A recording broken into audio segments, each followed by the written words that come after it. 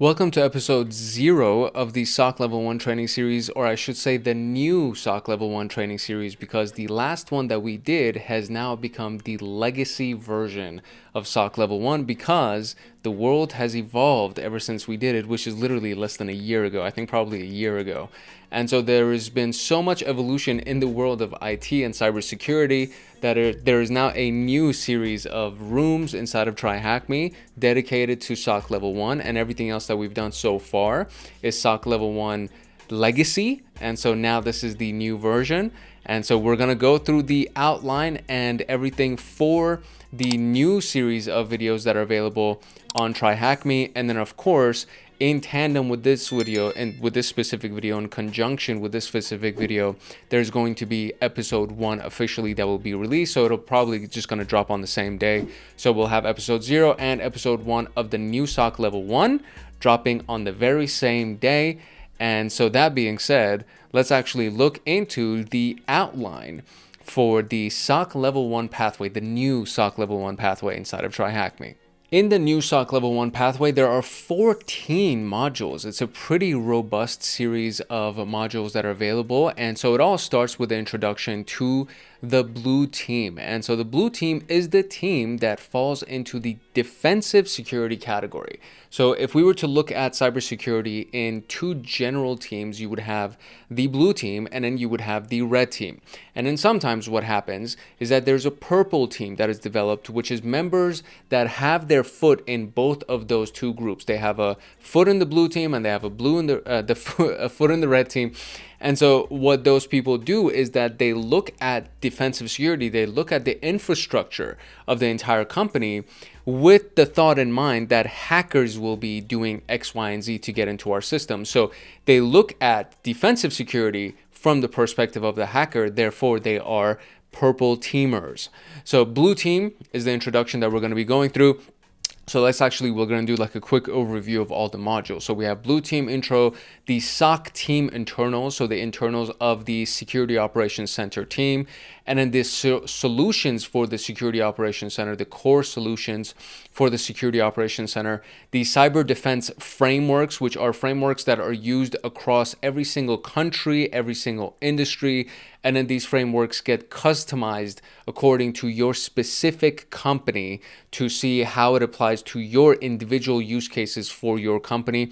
But there are a lot of different frameworks that we kind of start with as a blanket of everything else, as an umbrella that covers everything else inside of the defensive cybersecurity world. And then we customize these frameworks to fit into our regulatory environments, our compliance environments, and the specific use cases for our companies and even our roles inside of those companies. Then we're going to start analyzing some specific tactics and techniques, for example, phishing. So analyzing phishing campaigns, analyzing network traffic, network security monitoring, the web security monitoring, Windows security monitoring, Linux security monitoring, malware concepts for Security Operations Center, threat analysis, SIEM SIM triage for Security Operations Center, SOC Level 1 capstone challenges, which is just a series of challenges that are going to be applied to us to see what we have learned throughout this entire pathway.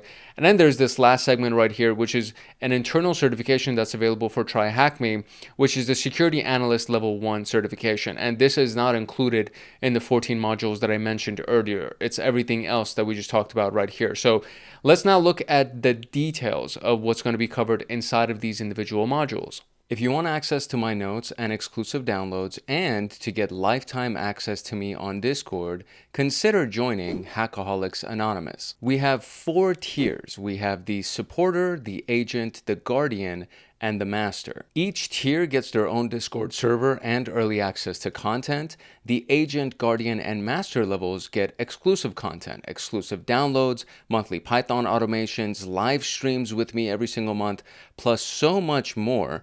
And to join, you can simply click the link in the description below and you will be able to choose the tier for which you want to join. I really hope I see you in the Discord chats. If not, I hope I see you in the comment section. The introduction to the blue team covers the junior security analyst intro, the SOC role in blue team, humans as attack vectors, and systems as attack vectors. Now, the very first one is a really generic room, so I'm not going to record a video for this particular room because it's just an introduction. This is what a junior security analyst does, and the Security Operations Center, what it actually is, and the day in the life of a security analyst is something that we did in the Cybersecurity 101 video, as well as the first SOC Level 1 series. So this is something that's already been completed, as you can see by these check marks. So you could actually go ahead and find this video if you wanted to really see it, but it's so introductory, it's so like generic and overview type of thing where I'm not going to re-record that. And again, it's something that was already completed. So we're going to start with the SOC role in the blue team. And so you can see right here that the SOC role in the blue team discovers the security roles and how you can advance your SOC career, starting from the L1 analyst to level 1 analyst. And this is the breakdown of that specific room: introduction to security hierarchy, meet the blue team, advancing SOC career, final challenge, and of course, the conclusion of it. Then we're going to move on to humans and systems as attack vectors. Now, this is actually something that has become more and more prominent because the technology itself is pretty secure. As long as patches are applied and as long as updates are applied, technology tends to be pretty secure. Human beings are the weakest link in the security chain. So to be able to hack a human being has always been a thing. That's why there's espionage. That's why there is social engineering and honeypots and all that stuff. But we're looking at it from the modern perspective. Right now I'm recording in November 2025. Going into 2026, 2027, and beyond, human beings are going to become more and more prominent and more important from the perspective of an attacker, because to get into an environment, to get into a system or a network, your best bet is to hack the human that's sitting on the other side of this computer, not necessarily the computer itself. So looking at humans as attack vectors, there's the human element, attacking humans, defending humans. There's practice questions, obviously, and then the conclusion of that. And then we go into systems as attack vectors because, of course, you can hack into a system as well. So we have the intro to that. We have the definition of what a system is, which is a very large definition because anything that essentially connects to a network, if it connects to the internet, it basically is defined as a system. Then we have the attacks on those systems, how to find vulnerabilities, how to categorize vulnerabilities, how to categorize and find misconfigurations, and of course, how to patch them. And then, of course, we have the practice for those environments. So all of that covers everything that we need in the blue team introduction. And then we're going to go into the internals of the SOC team. So I'm not going to open up each one of these individual rooms. I'll kind of leave that to surprise. I don't want to take the steam away from all of them. But we have the internals of the security operations team. So right here it says to explore the essential SOC analyst skills to help you triage, classify, and escalate alerts in a real-world SOC environment. That's basically the entire goal of this module. So the SOC stands for the Security Operations Center. And this is a very key concept. There are companies that will have internal security operations centers, or they will hire a third party as a security operations center to watch their infrastructure and to watch their network and to potentially secure them from any kind of hack or anything that might take place if they don't have the capacity to actually hire somebody for a full-time SOC team, right? So then you have the SOC 1 level 1 alert triage. So SOC level 1 alert triage is how SOC alerts and to learn more about SOC alerts and build a systematic approach to efficiently triage those alerts. Then we have SOC level 1 alert reporting. So once you've actually triaged the alert, triage is a term that's typically used in the medical field, but it's basically analyzing something, looking at something and saying, okay, this, and this are issues. We need to go ahead and address this first, this second, this third, right? Like that. That's basically what triage is. And then once you've done that, you need to report those alerts. So how to properly report, escalate, and communicate about high-risk SOC alerts. And then we have workbooks and lookups, which are very, very important, especially if you're in a company where you have to set up the workbook for everybody that comes after you. A lot of big companies will already have workbooks and manuals and things like that.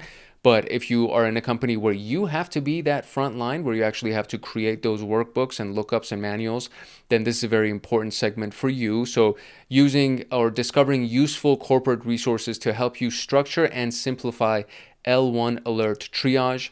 And then we're going to be looking at metrics and objectives inside of the Security Operations Center. So key metrics driving SOC effectiveness and discover ways to improve them. And the key metrics could be the time to respond, the time to identify, the time to go live after a crash has taken place, the time to remediate. There are so many different ways that you can look at the metrics of the efficacy, how effective a SOC environment is. And of course, the introduction to phishing. And phishing has to do with what? Going and hacking the human being, right? So phishing is going to be like a big topic because it even has its own module as we go through this SOC Level 1 training series. So then we're going to talk about the core SOC solutions. This section is all about understanding security solutions and how that's key for a SOC analyst, being you, right? You could be a junior analyst or a senior analyst or just a regular old SOC Level 1 analyst. And this covers the SIM, right? The Security Information and Event Manager tool, the Endpoint Detection and Response tool, EDR, and SOAR, Security Orchestration, Automation, and Response, which is kind of like the most advanced of those, and the core security solutions that are used in a security operations center.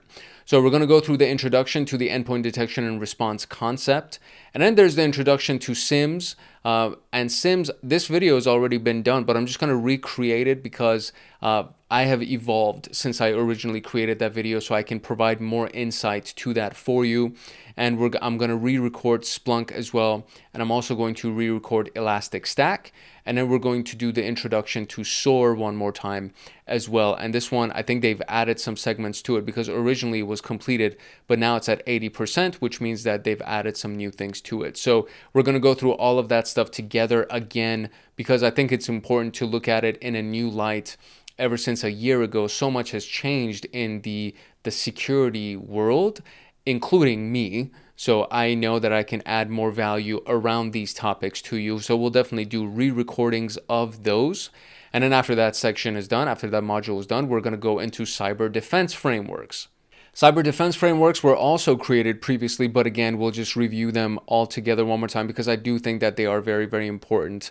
So the things like pyramid of pain, the cyber kill chain, unified kill chain, the MITRE attack framework, as well as the MITRE attack matrix, the summit room. So this is actually a practical exercise, as well as the eviction room, which is another practical exercise. And these are things that, again, I think it's important to revisit and go through again with new perspectives, with a new point of view, because since this was actually something probably that I did at the very beginning of 2024 when I started this channel, and it's just really important to go through. So these are just important concepts that we need to revisit with a new perspective in the modern era, because since 2024, honestly, AI became so much more prominent. I think it was like, my goodness, it's actually been so quick. Like there's been such a big evolution since January of 2024, and what has happened in the world of information technology and cybersecurity and the emergence of AI and how much it has impacted everything that we're doing these days, that I can't even believe it that I started this channel in January of 2024. And since then, so much has changed that I'm like, holy cow, man, I can't, it's really, really hard to believe. So anyways, then we're going to go into analyzing phishing analysis.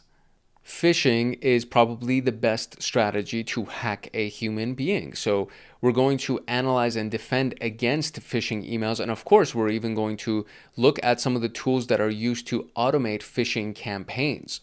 So first, we need to understand the fundamentals of phishing. So analyzing, or the phishing analysis fundamentals, is what we're going to end up looking at. Then we're going to look at a variety of different phishing emails that have actually been used in real-time campaigns and how those things can be dissected so that you can learn more about them. We're going to look at the tools that we can use for phishing analysis to kind of help us make sense of these things, especially if you miss something with the naked eye. There are a lot of different tools that can actually help you in the analysis of phishing campaigns and phishing emails, the prevention of phishing, and just what needs to be done to make sure that not only you, but other people in your environment, at your company, in your family don't fall victim to phishing.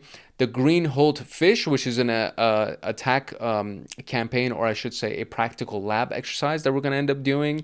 And then we have snapped phishing line, another one. And then there's a new room that they've added, which is phishing unfolding, and diving into the heat of a live phishing attack as it unfolds within the corporate network. This is actually really cool. I think this is actually part of a simulation lab exercises that they have available inside of TryHackMe. So I'm really, really excited about that.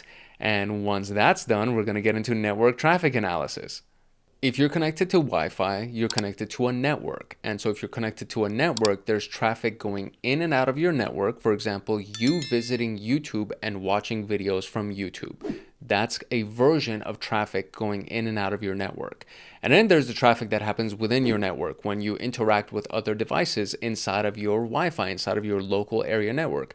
And then it expands even bigger and bigger and bigger. So you could have multiple network segments inside of a really giant network, for example, a company, and then the interaction that happens within those devices and those network segments, and so on and so forth. And so technically, the World Wide Web is this giant network that has a bunch of network segments in it. And within those network segments, there are more segments and more segments and more segments until it comes down to the Wi-Fi that's inside of my house, right? The Wi-Fi that's inside of your house. So that's all networks. And then all of those networks in some capacity communicate with each other.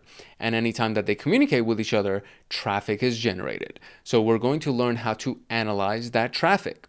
So the basics of network traffic, and using a tool like Wireshark, for example, which is known as a network sniffer that will actually sniff traffic, right? And look at the various inputs and outputs, or incoming and outgoing traffic that is associated with your network, the packet operations, traffic analysis, and then a tool called Network Miner. All of these things will fall under the network traffic analysis module. And then we go into network security monitoring. So there's traffic analysis, and then there's the security monitoring of that network. Now, a lot of the rooms inside of this specific module are actually new, and I have not gone through them, so that'll be exciting for us to go through together. So we're going to be learning about the key fundamentals of network security, the importance of monitoring network perimeters, and how to analyze the network traffic logs for the footprints of potential network-based attacks like man-in-the-middle or network discovery and data exfiltration. So a lot of different types of attacks that can happen against a given network. So we're going to be looking at the security essentials of a network. We're going to look at the discovery detection of a network, the exfiltration detection of a network. So when you discover a network, right, when you're going and doing enumeration and trying to scan a network, right, when that activity is done, we need to be able to detect when somebody's scanning our network, right? When somebody's trying to steal data from our network, when they're trying to exfiltrate data, transfer data out of our network into a command and control server, we need to be able to detect that. Man-in-the-middle detection, when somebody has connected to our network, they've kind of latched onto the network, and now any kind of traffic that goes in and out of our network, they've placed themselves in the middle of that traffic, and they can modify the details of that traffic packet that goes in and out. And let's say that you're requesting the transfer from one bank account to another bank account, and this guy's watching, and so he's just gonna conveniently put his bank account number over there, and the transferred to account is going to be his account. And then all of a sudden, you don't even know what just happened until like a few days later pass, and you're like, holy crap, what happened to that transfer? It never went through. Oh, this guy received my account, right? This guy received the money. So that's what a man in the middle is. And a lot of times it's not even that malicious. A lot of times it's just they're trying to watch to see what kind of information goes back and forth, so they could just steal data. They can do reconnaissance against you. Recon is a really big word. And the best reconnaissance that you do, if you do really good in-depth reconnaissance, you can have a very precise sniper type of an attack that can be done against your target, instead of like a shotgun approach or a shot in the dark approach where you're trying to hope that everything will actually stick or something will stick. Instead of doing that, you can actually really do good recon, do a man-in-the-middle attack, watch everything that's going on, gather a bunch of intelligence, and then do a very sharpshooter type of an attack. And then we have the IDS, also known as an intrusion detection system. So we're going to look at the fundamentals of an intrusion detection system, and then we're going to look at a specific IDS tool called Snort, which is actually a really cool tool. I really enjoy it. Very, very simple to use and very powerful. Moving on to web security monitoring, which is a brand new module. I have not gone through any of these rooms. So again, I'm super excited to go through them with you. We're going to learn how to protect and monitor the web, the ecosystem every organization relies upon to deliver its services, because I really don't know of a single company that does not connect to the internet these days. Even if you're a retail organization and you strictly operate out of a brick and mortar, which again, I can't even imagine of a single company that solely relies on brick and mortar operations and they don't have a credit card processor. You know what I mean? It's like, even if you're in a retail brick and mortar organization, you are at least connected to the web in some capacity. So the security of your web interactions is very, very important. And every organization relies upon this to deliver their services, all in a series of SOC-oriented labs and real-world scenarios. So this is actually, I think, really cool, because I think for this specific module, we're just going to be doing labs and practical exercises. So we have web security essentials, detecting web attacks, detecting web shells that are typically done through a web portal, detecting web DDoS, which is a distributed denial of service, when they try to take down our website or they try to take down our web application so that legitimate users can't use it, which means it's going to cost us money. It's going to cost us our reputation and social equity and all of that stuff. So if somebody takes down our service, which is what a denial of service is, right? They attack us, they flood our network with so much traffic that our network crashes, and then legitimate users can't use it and they are denied service. So that's what that means. So when we do that, or when they do that to us, we lose money, we lose reputation, and we need to be able to detect that and prevent it from taking place. And then we have Upload and Conquer, which is a practical lab exercise that we're going to end up doing that has to do with web security monitoring. And then we're going to go into Windows specific security monitoring. The majority of companies in the world use Windows for their end user operating system. So if you work at a bank, if you work at, I don't know, whatever company, literally any company, I think it's something like 85% or more of those types of devices are Windows devices. Linux devices are used for web servers, and I think even Tesla, the Tesla car, uses Linux, or at least Unix, as its foundational operating system to be able to program their cars and satellites and things like that. SpaceX, for example, their satellites use Linux to go ahead and do their operations, and the languages, for example, shell scripting or bash scripting that goes into those specific interactions. So all of those things are actually really, really important. And so that's amazing for enterprise worlds. But when it comes down to the end user, somebody just using an operating system to open an account or something, or to look up some information, they use Windows. Companies use Windows. And mainly because Active Directory is this beautiful drag and drop, point and click kind of a management of users, administration of users, that is so easy to do that it would be kind of silly for a company to not use Active Directory to manage thousands of users. If you're talking about the Linux environment, or if you're talking about servers, or if you're talking about automation and things like that, okay, cool, we can use Linux. But when we're talking about end users, more often than not, Windows is the operating system that's used. So if that's the case, we need to be good at Windows as security professionals. So Windows logging for Security Operations Center, Windows threat detection parts 1, 2, and 3. These are going to be the rooms that are associated with the Windows security monitoring module. And this, again, these are all brand new. I have not gone through these, so I'm very excited to see what they consist of. And then, of course, we go into Linux security monitoring.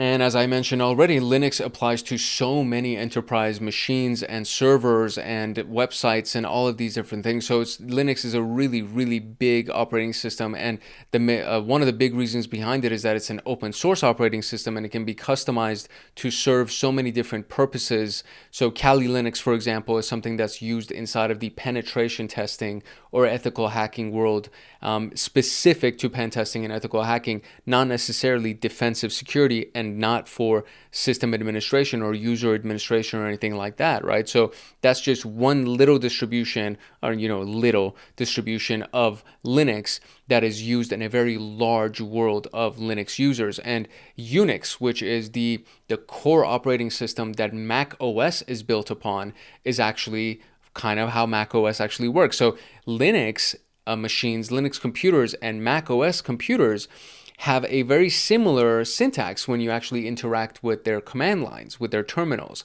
So Mac OS actually runs on Unix, which is the operating system, the original distribution that was the foundation of Linux, which is actually really cool. I really love that. So we have a full CompTIA Linux Plus training series that's available, and people have used it to pass their examinations and to get jobs at places like SpaceX. So I know for a fact that it's a really, really good training series, and you should definitely check it out if you're interested in Linux.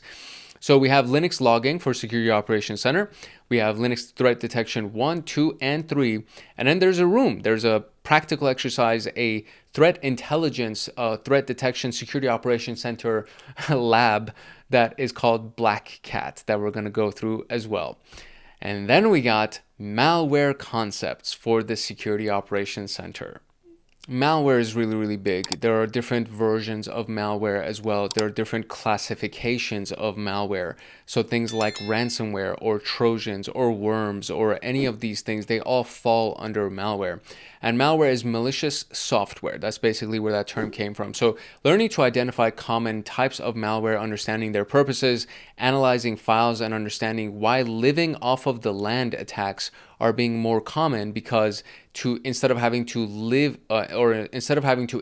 malware to install a payload, if you know how to live off of the land, meaning just use the core binaries that come within that computer so you don't have to install malware, and that's becoming more and more common. So these are the types of attacks that you need to be fully aware of, because somebody can actually log into a computer remotely, create malware using the binaries that are already on that computer, and you won't even know what the heck is going on, because those binaries are used by normal Windows operations or normal system operations. So it's actually very, very important. This is a really important concept. So classifying malware is a new room. The introduction to malware analysis is something that I've done before, but again, we're going to do it again with new sets of eyes on there. Living off of the land attacks, which is a really big evolution of malware and the types of attacks that take place. And then shadow trace, which is a lab practical exercise that we're going to go through for malware. And then, of course, we have threat analysis. Threat analysis is essentially another art form that kind of falls under this really large umbrella of cybersecurity. And this is how to understand the various threats that can take place, and then leveraging threat intelligence, which is that there are so many different sources of threat intelligence. For example, MITRE, right? So we mentioned MITRE at the very beginning of this. So to be able to leverage the various threat intelligence sources to detect and investigate and defend against the adversaries that would be attacking you, your company, your country, or anything in between. And it's very, very important to understand what the resources are that are available to you so that you can leverage them.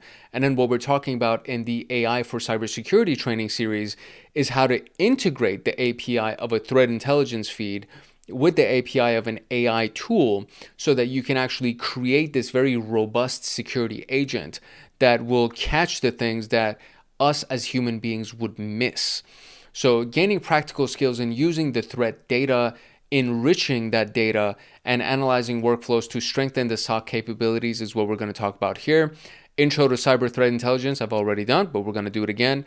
File and hash threat intelligence is a new one. IP and domain threat intelligence, and an invite only, which is the practical lab. So file and hash, or each file has hashes. So sometimes you can actually use the file to do your threat intelligence, or sometimes you need to just get the hash value of the file because you don't want to mess around with that file. So you can go ahead and do that. Of course, IP addresses, domain names, all of these things fall under threat intelligence. So to be able to find information about a given ID, or to be able to find information about, or excuse me, IP, not ID, to find information about a given IP or domain name will strengthen you as a security analyst. So all of these things fall under threat analysis. And then we get into SIM triage and the capstone challenges. So the capstone challenges are kind of self-explanatory. They're just going to be a bunch of challenges and practical labs we're going to run. So real quick on what a SIM triage is. And to even take a step further, what is a SIM? So it stands for Security Information and Event Manager, or Event Management, I should say. And there are tools that fall under this category. And essentially, so we can talk about Splunk, right? Because Splunk is listed right here. It's an enterprise level, meaning it's a paid SIM. And then we have Elastic, which is a open source. It's a free SIM that's available. So what happens is that there are log items that are generated, right? So each computer has a variety of different logs. It has authentication logs, which is used to authenticate somebody. I enter my username and password. Okay, successful authentication. There are software logs or application logs that are associated with each application that I use and the interaction with those applications. There are network logs that are associated with my interactions with the internet at large. There are security logs, right? I do certain things that I need access to. I try to switch users and go from me to another user that I have installed on here, or to do something with the system in general that would qualify as a security incident. And in the system itself, there are so many different types of logs, and you can even create more and more types of logs. You can request that the computer start tracking and monitoring certain activities so that you create even more log items. So if that's just one computer, right? This one computer has a dozen different logs associated with it. If there are 10 computers inside of your network, that's 120 different log sources. Never mind the fact that each log has hundreds of items in it. So you have 120 different log sources, and in each one of those log sources, there are hundreds of items, which ends up being thousands of log items, right? And that's just for 10 computers. So imagine a company that has 1,000 computers. Imagine a company that has 10,000 computers. So we're talking about millions of log items. So a human being would lose their mind trying to make sense of 10,000 logs. Like, it's like, are you kidding me? I'm just thinking about it makes my brain crash. Like, just imagine the Windows sound, ding, ding, ding. Like, it's like when the Windows crashes. That's kind of what it feels like. It's like, dude, I don't even want to try to make sense of any of that stuff. I have to use a tool to be able to do it for me. Enter the SIM. So Splunk, Elastic, whatever it is, really, really powerful tools, because what happens is it'll take all of these logs and it'll ingest all of that data. And then it'll normalize the data, meaning it'll make it human readable, or it'll make it so that human beings can make sense of the data. It'll say, these are all the IP addresses that I found. These are all the domain names I found. These are all the timestamps associated with them. This is where it came from. This is where it's going.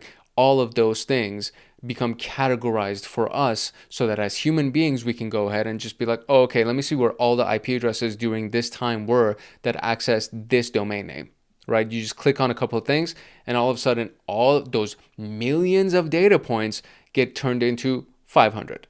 And then from there, you can try to make sense of them. And especially when you create more and more filters, you can really, really hone in on a specific event that took place.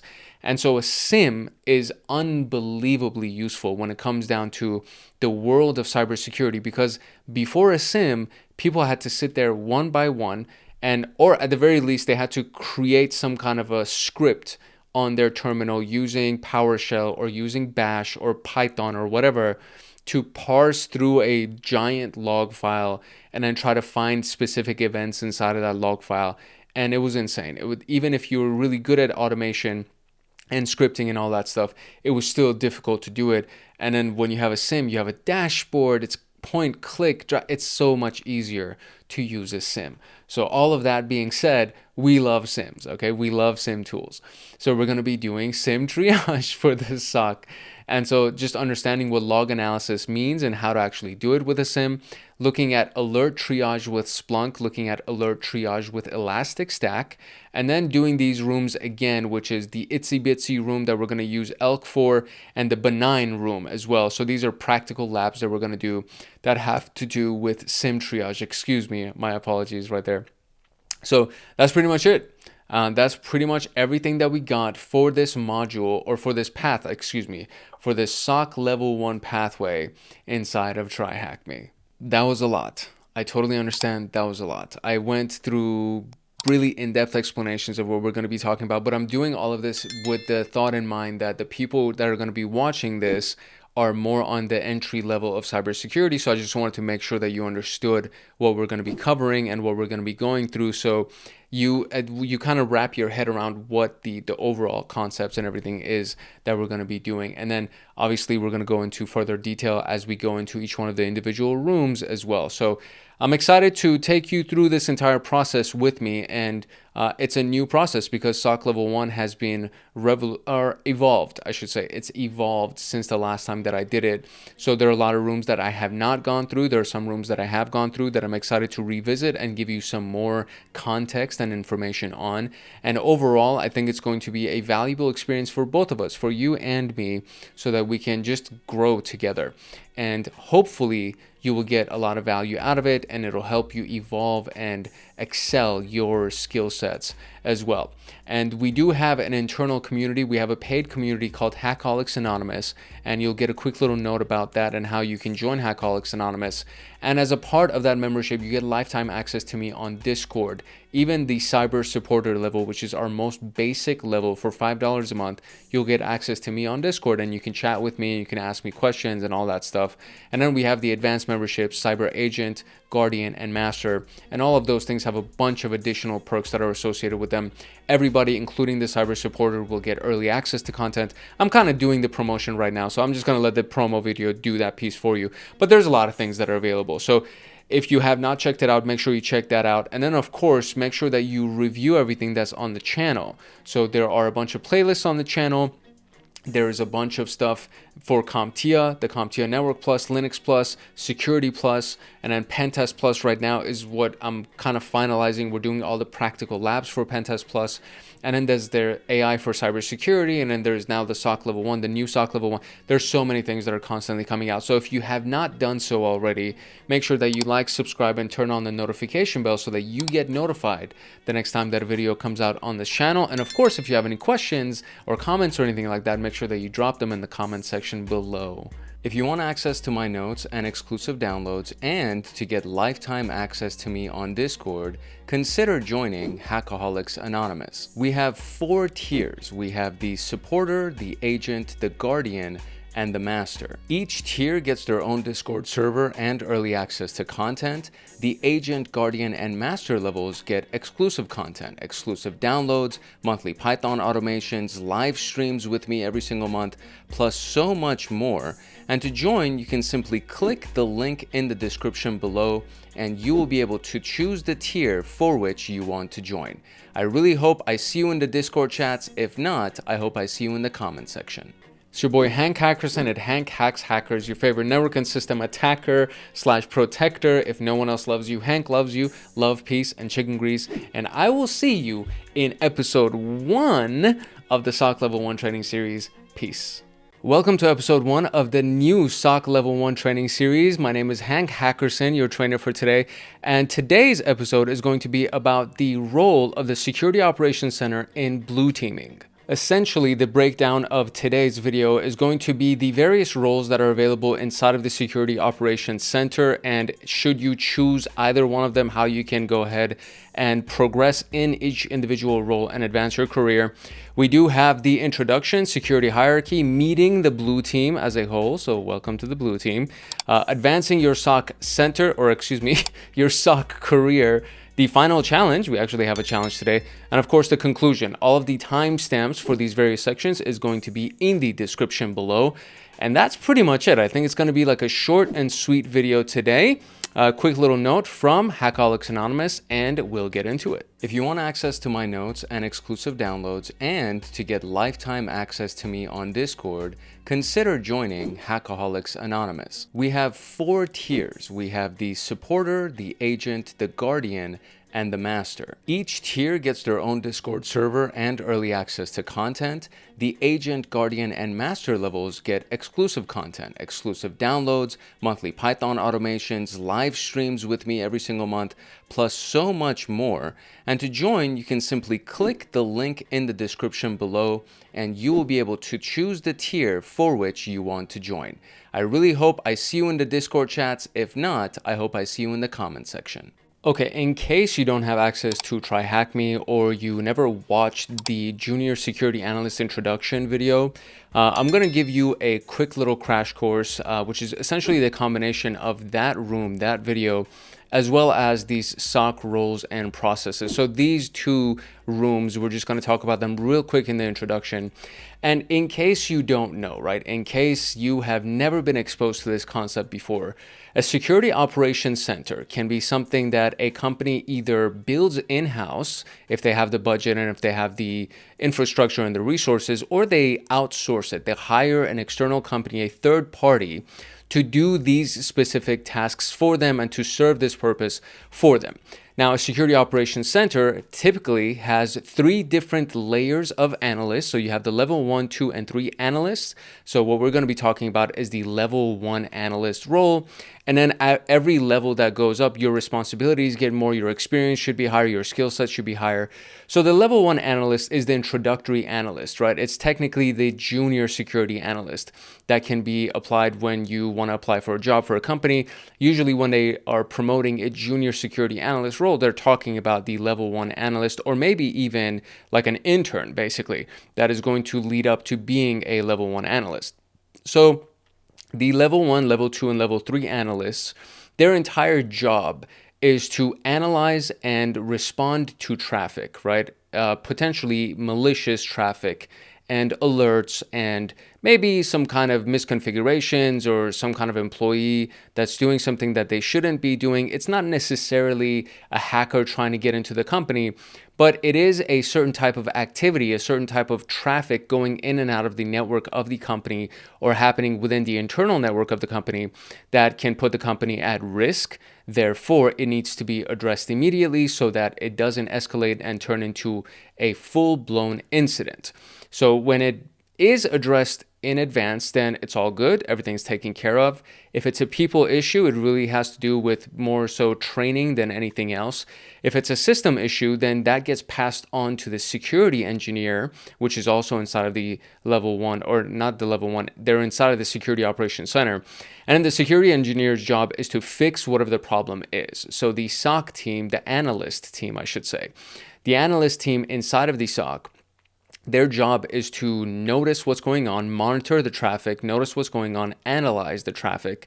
And if there's some kind of an alert that needs to be addressed right away, they go ahead and create the response for that, or at least the request for the response for that. And that gets passed off to the security engineer. And then there's somebody who's the manager of the entire team that basically oversees everything.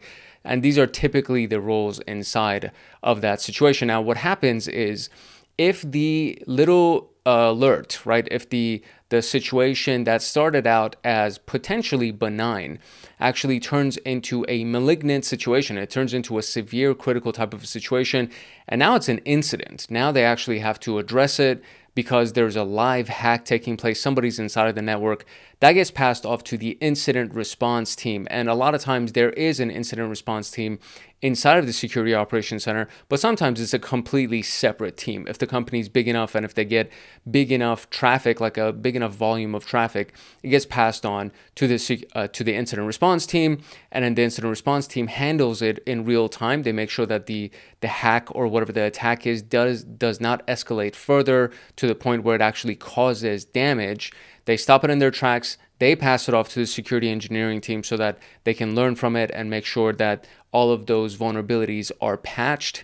And then there's a full review with the CISO, the Chief Information Security Officer, probably the CTO, the Chief Technology Officer, maybe the CEO, the CFO, like all the people that need to be involved, the stakeholders that need to be involved to make a decision on how do we prevent this from taking place again, etc., going on and going on. So it gets pretty deep, right? The rabbit hole can run fairly deep, and we're just talking about the introduction to this specific concept of the Security Operations Center and the role of the SOC in this concept called the blue team, right? So the blue team is the team that is dedicated to defensive security. And then when we talk about pen testing, that is the red team, and they're dedicated to offensive security, meaning their job is basically to hack the systems on purpose, right? Their job is to find vulnerabilities and break into those vulnerabilities so that the blue team and the security engineering team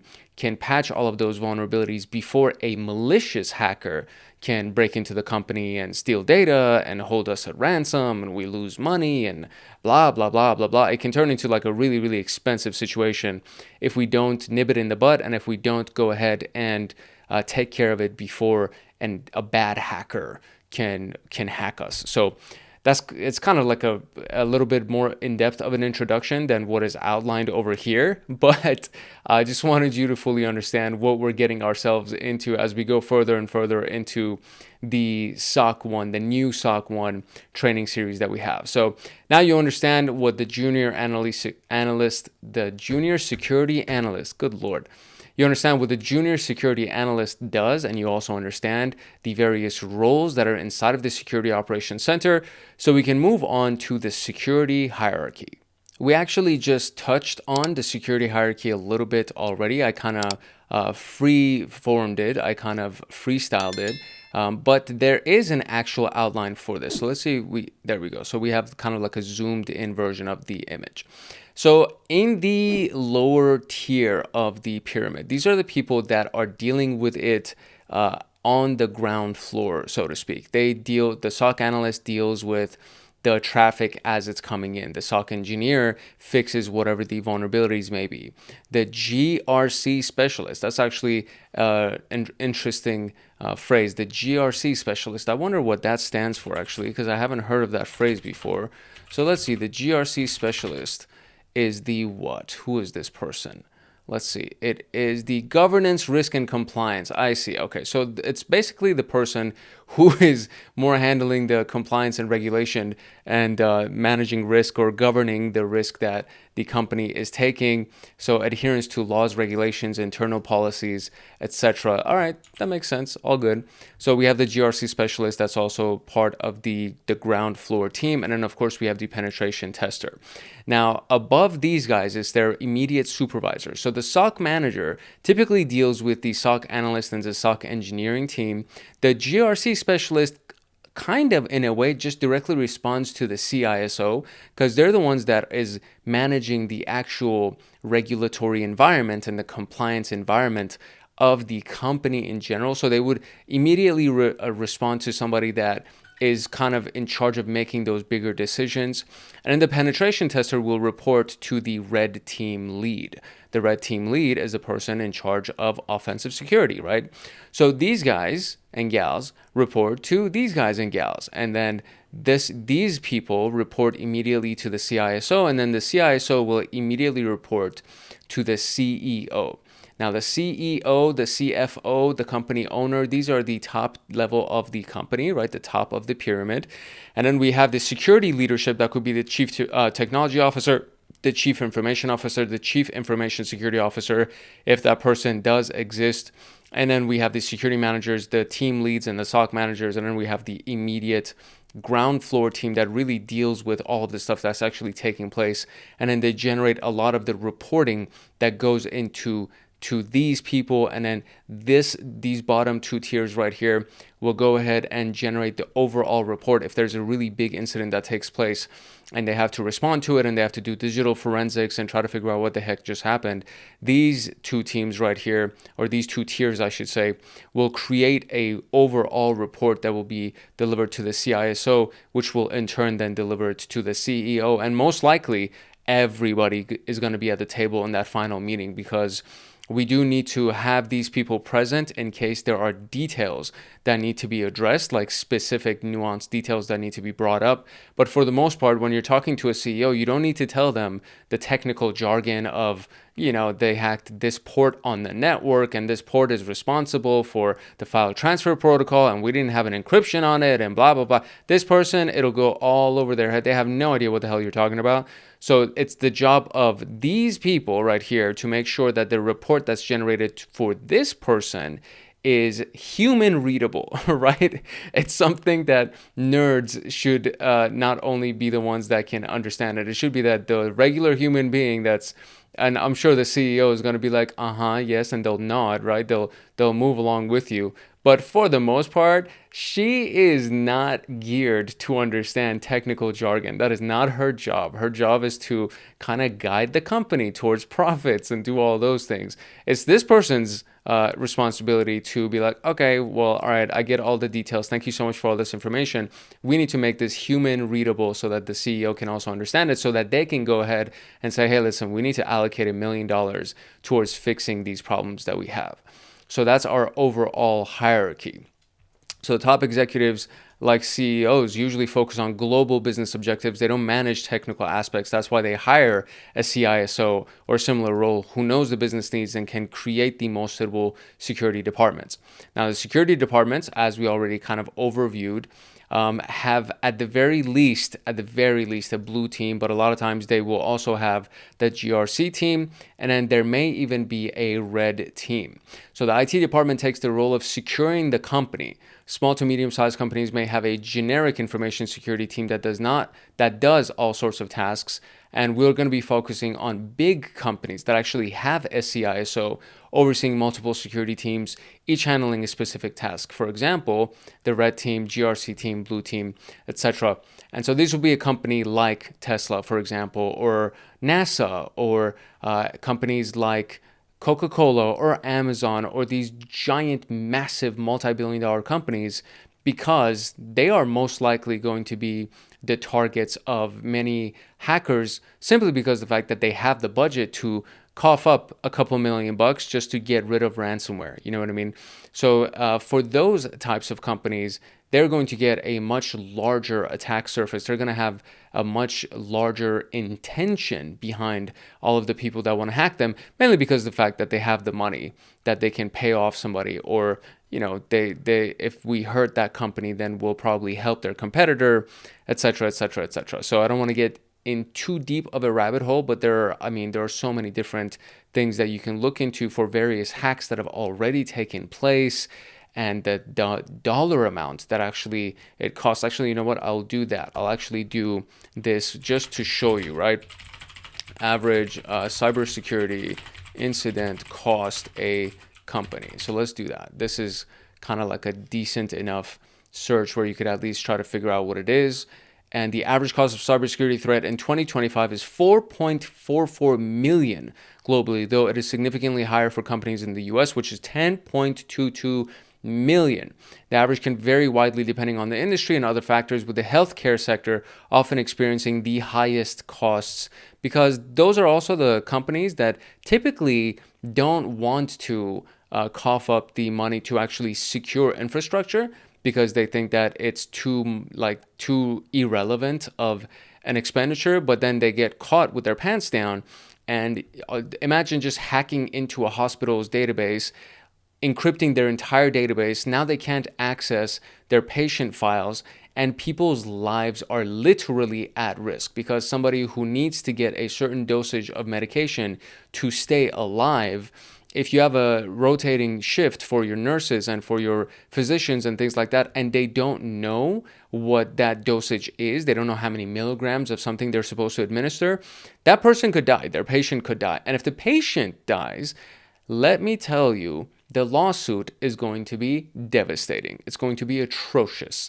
So obviously, the healthcare industry is the one that, if you break into a hospital or into something that has that kind of sensitivity, obviously, it's a much more urgent environment, and they have to pay the ransom, and they have to do everything that they need to do to make sure that they can get access to those files again. And a lot of times, simply because they don't have the time to decrypt the files, right? Because you can technically decrypt files that have been encrypted. It just takes time. It takes money. And the money is not really that big of an issue. It's the fact that it takes time to decrypt those files, depending on the algorithm of the encryption that was used and how complex that key is going to be to decrypt those files.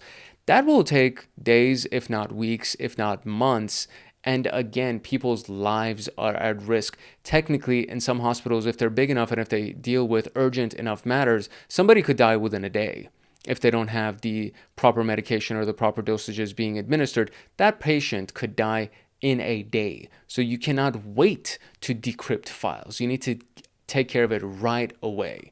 So again, these things are very, very important, and these hacks can be very, very costly. Therefore, companies like that will, at the very least, they'll have a blue team, they'll have a GRC team to make sure that things like, payment card information is not stolen or anything like that. When you're dealing with healthcare, it all has to do with HIPAA, so the Health Information Portability and Accountability Act.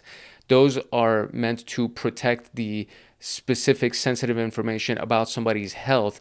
Again, for example, if you know that a certain leader from a certain country is being hospitalized at a certain hospital, and you steal or you break into their database, and then you see that Prime Minister so and so is allergic to X, Y, and Z pill, and then you just remove that from their medical history, and nobody knows that he's allergic to X, Y, and Z pill, and so they're going to go ahead and give him that pill, and they're going to have an allergic reaction, and they're going to die.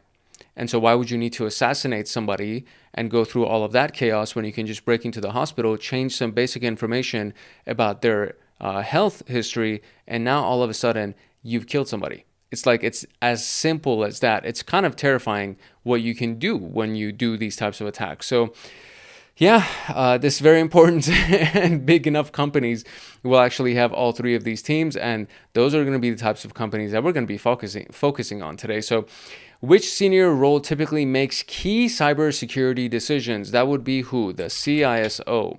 What is the common name? What is going on here? Get these out of the way. What is the common name for roles like SOC analysts and engineers? Common name. So what is that?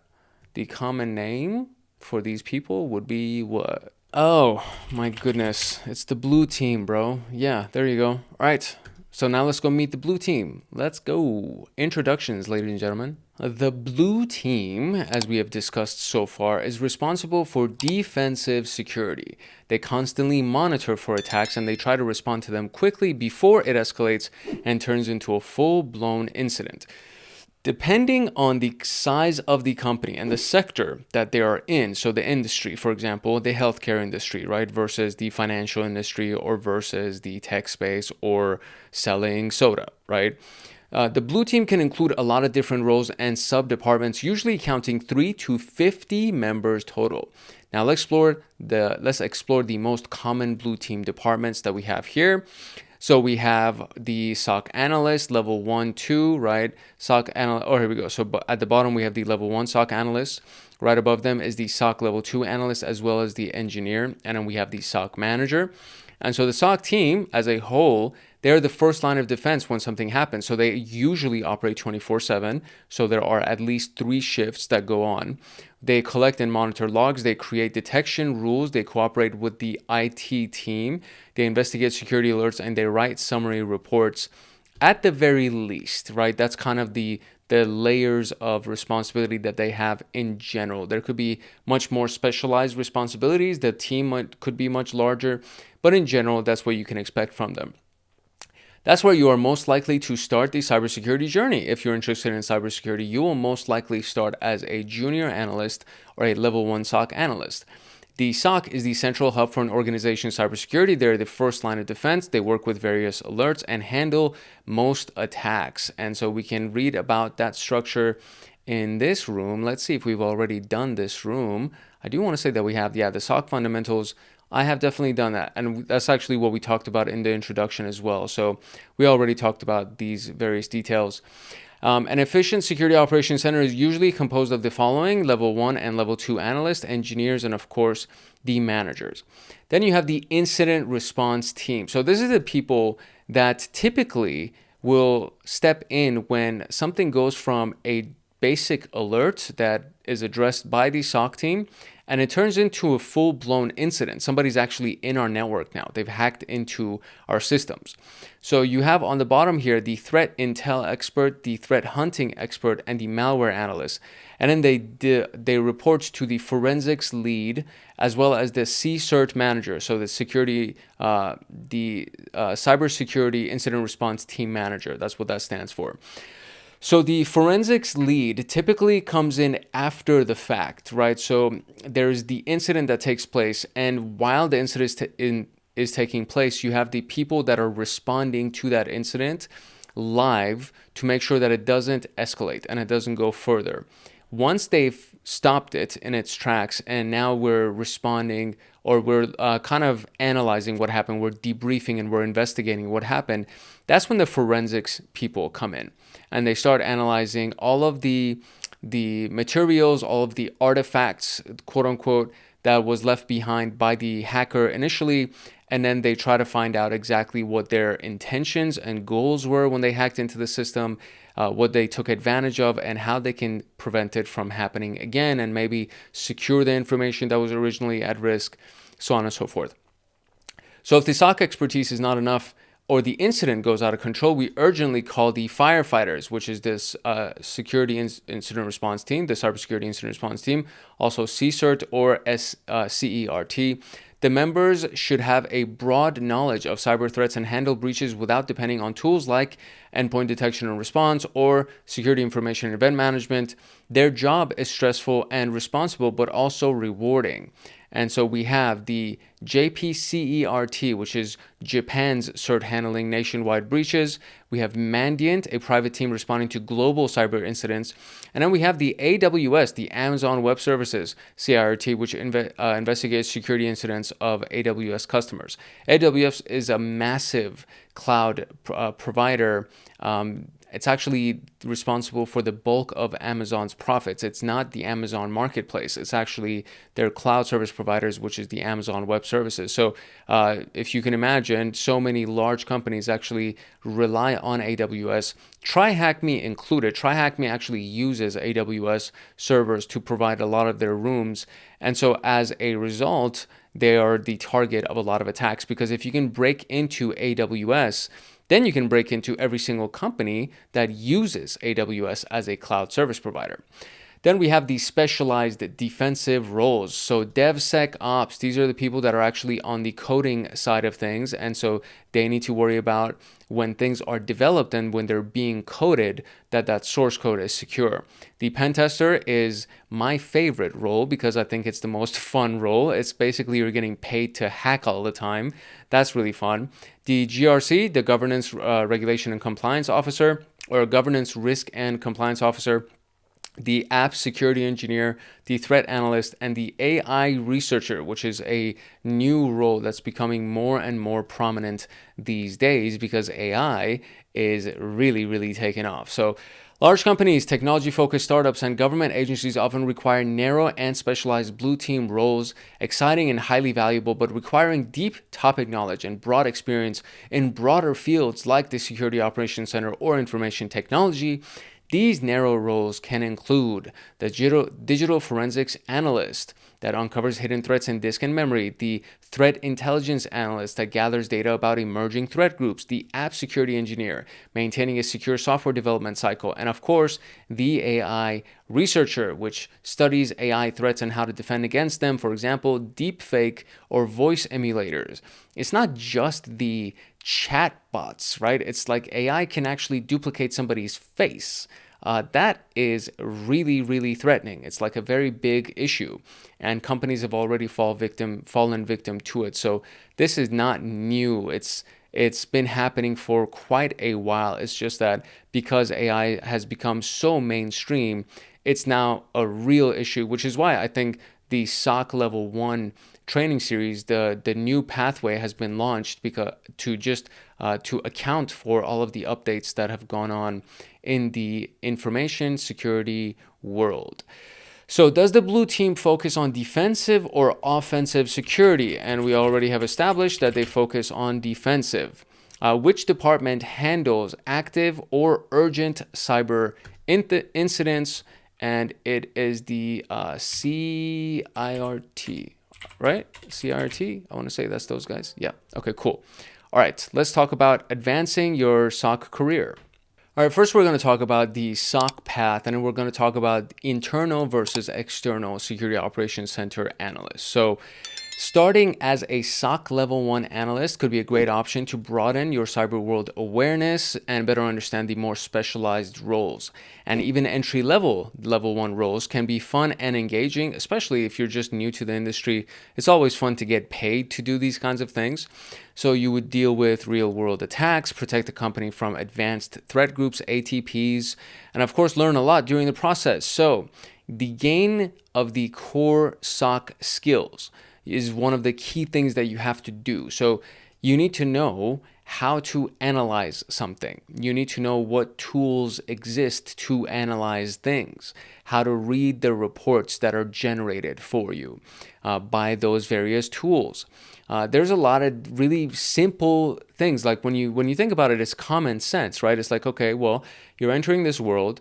This world has overall general knowledge, and then there are the tools that help you monitor things. You're not going to be asked to look at the logs line by line. The logs are all going to be fed into something. These devices are already going to be connected, and you're going to just be looking at reports and dashboards and things like that. So knowing how to read those reports, knowing how to look at the data that's being presented, and how to click at certain places to find more data, that's basically going to be the core skill set that you would need. And then from there is to just be able to analyze, right? The job is literally called the SOC analyst.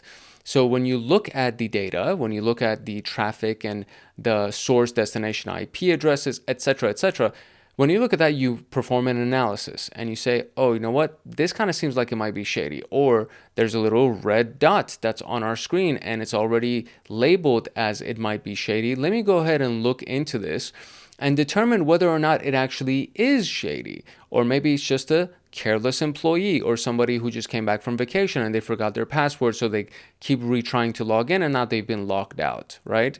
That could be it. So related skills like red teaming or general IT would help too. So if you don't have a basic understanding of general IT, don't even think about it. Like you need to know general IT. You need to know how a computer works, right? And I would venture to say that more important than red teaming would be network information. So if you on this channel, there's the CompTIA Network Plus training list, which is on the CompTIA series of playlist. So go through that. I mean, there's so much information that you can learn about networking in general, and that will help you directly with dealing with SOC analyst roles. And then you have the concept of being proactive. Who would have thought, right? Be proactive. Try capture the flag exercises. Stay in the loop of cyber news. Go ahead and subscribe to a few key cybersecurity websites for free, by the way. Nobody's telling you to go pay for things. It's like you can go to the NIST website. You can go to the MITRE ATT&CK website and just look at the stuff that's taking place and is taking place. And as things get developed, go to the OWASP top 10 list on the OWASP website and look at that. There's so many things that you can get for free, but it's a part of independent study. There are a lot of people that actually go to school for cybersecurity and they think that that's enough. And then when they come out, they don't do enough independent studies, or while they're in school, they don't do enough independent studies.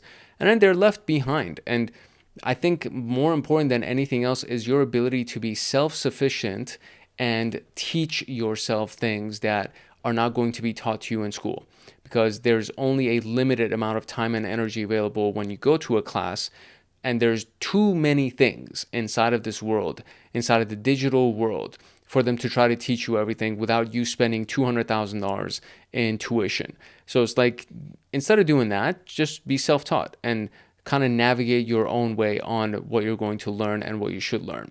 And then there's obviously various types of certifications. TryHackMe has their own certification as well.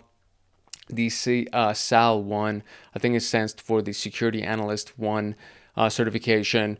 That could be a thing if you wanted to do that. I think that knowing the information and having a skill set and then having a portfolio of your accomplishments, just basically a Google Drive folder that has a bunch of reports you've generated and maybe some source code you've written, audits that you've done, things like that. That would serve, I think, more useful and more impressive than just having a certification. That's just my humble opinion. Prepare for the interview, learn the difference between internal SOC and MSSP, which we'll talk about in a couple of seconds. And then after you work as a junior position, you would then go ahead and advance to a normal SOC level 1 and then SOC level 2 and SOC level 3. This is obvious. This is kind of one of those things that as long as you're not staying stagnant or you don't want to stay stagnant, if you just want to grow, make more money, have more fun, you should be progressing naturally. So the difference between the internal SOC versus the MSSP. So the MSSP stands for the Managed Security Services Provider. So this is the third-party company that I was talking about at the beginning of the video. So the internal SOC team is something that's developed by the company, right? So the government, I would hope, has an internal SOC team, right? NASA should have an internal SOC team. Coca-Cola should have one. Microsoft should have one. Apple should have one. Tesla would have one. SpaceX would have one. SpaceX probably has like the same team that works at Tesla as well. So like all these companies, they're big enough to have an internal SOC team. Now, some companies are not big enough to actually spend millions of dollars per year on security operations. So they'll hire a managed security services provider that just goes ahead and kind of dedicates a couple of people to that small company. And those couple of people look at any potential malicious traffic or anything that might be of note that would pop up that they need to address, right? So very, very simple stuff. The MSSP is a third-party company and they deliver the outsourced security services. And the internal team is the internal team. It's built by the company. They've been developed by the company itself. So the MSSP is typically higher pressure, but it's also a good option to quick start your career. While we recommend applying for any open SOC position as your first job, it's also important to understand the differences. So the scenario will be here, and then we have the internal SOC versus the MSSP. So scenario example would be you work in a SOC team of the bank and protect the bank system. That's internal. You work for a global MSSP protecting its 60 customers in Europe. You can imagine how that would be more stressful, right? The working pace for internal is that commerce shifts without too much time or pressure. When you're working for somebody who manages 60 customers, the shift usually starts from a queue of urgent alerts to analyze, and then the security tools themselves. So you work with just a few tools when you're doing internal, but you have to be very proficient at them. As a third party, you would have to work with 60 diverse security tools because each company might have their own requirement. And in the incident, I feel like I'm too zoomed in. So let's see if we zoom out a little bit. Incident practice, here we go. So for the incident practice, too zoomed in again. What is happening? Here we go. All right, you saw and learned from just 2 major cyber attacks last year. That's the incident practice because it's one company. Every week you deal with attacks and breaches because you're working for 60 companies, right?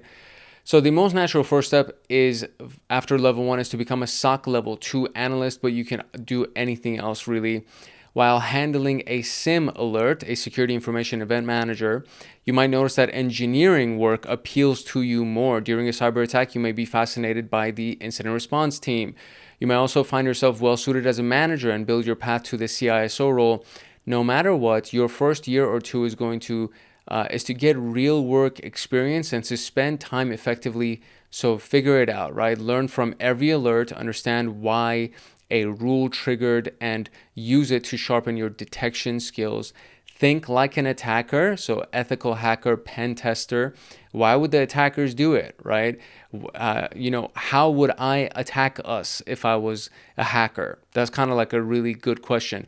Why, what route would I take? This is kind of one of those things when you see in a lot of crime shows or movies, they're like, hey, if you were the thief, what would you do, right? It's like, how would you break into the museum? And then the person goes and is like, well, I would go from the roof and there's this entryway, then da. So it's like, that's what you want to think about as well. Even though you're on the blue team, you always want to think about, okay, if I were to be the one to hack our company, what would I do? And then if you actually are monitoring things and you notice a flaw in the system that nobody has addressed yet, the first thing would be, oh, an attacker could actually hack this. And so immediately you go ahead and you create a report and then you report it to your higher ups, and that makes you stand out.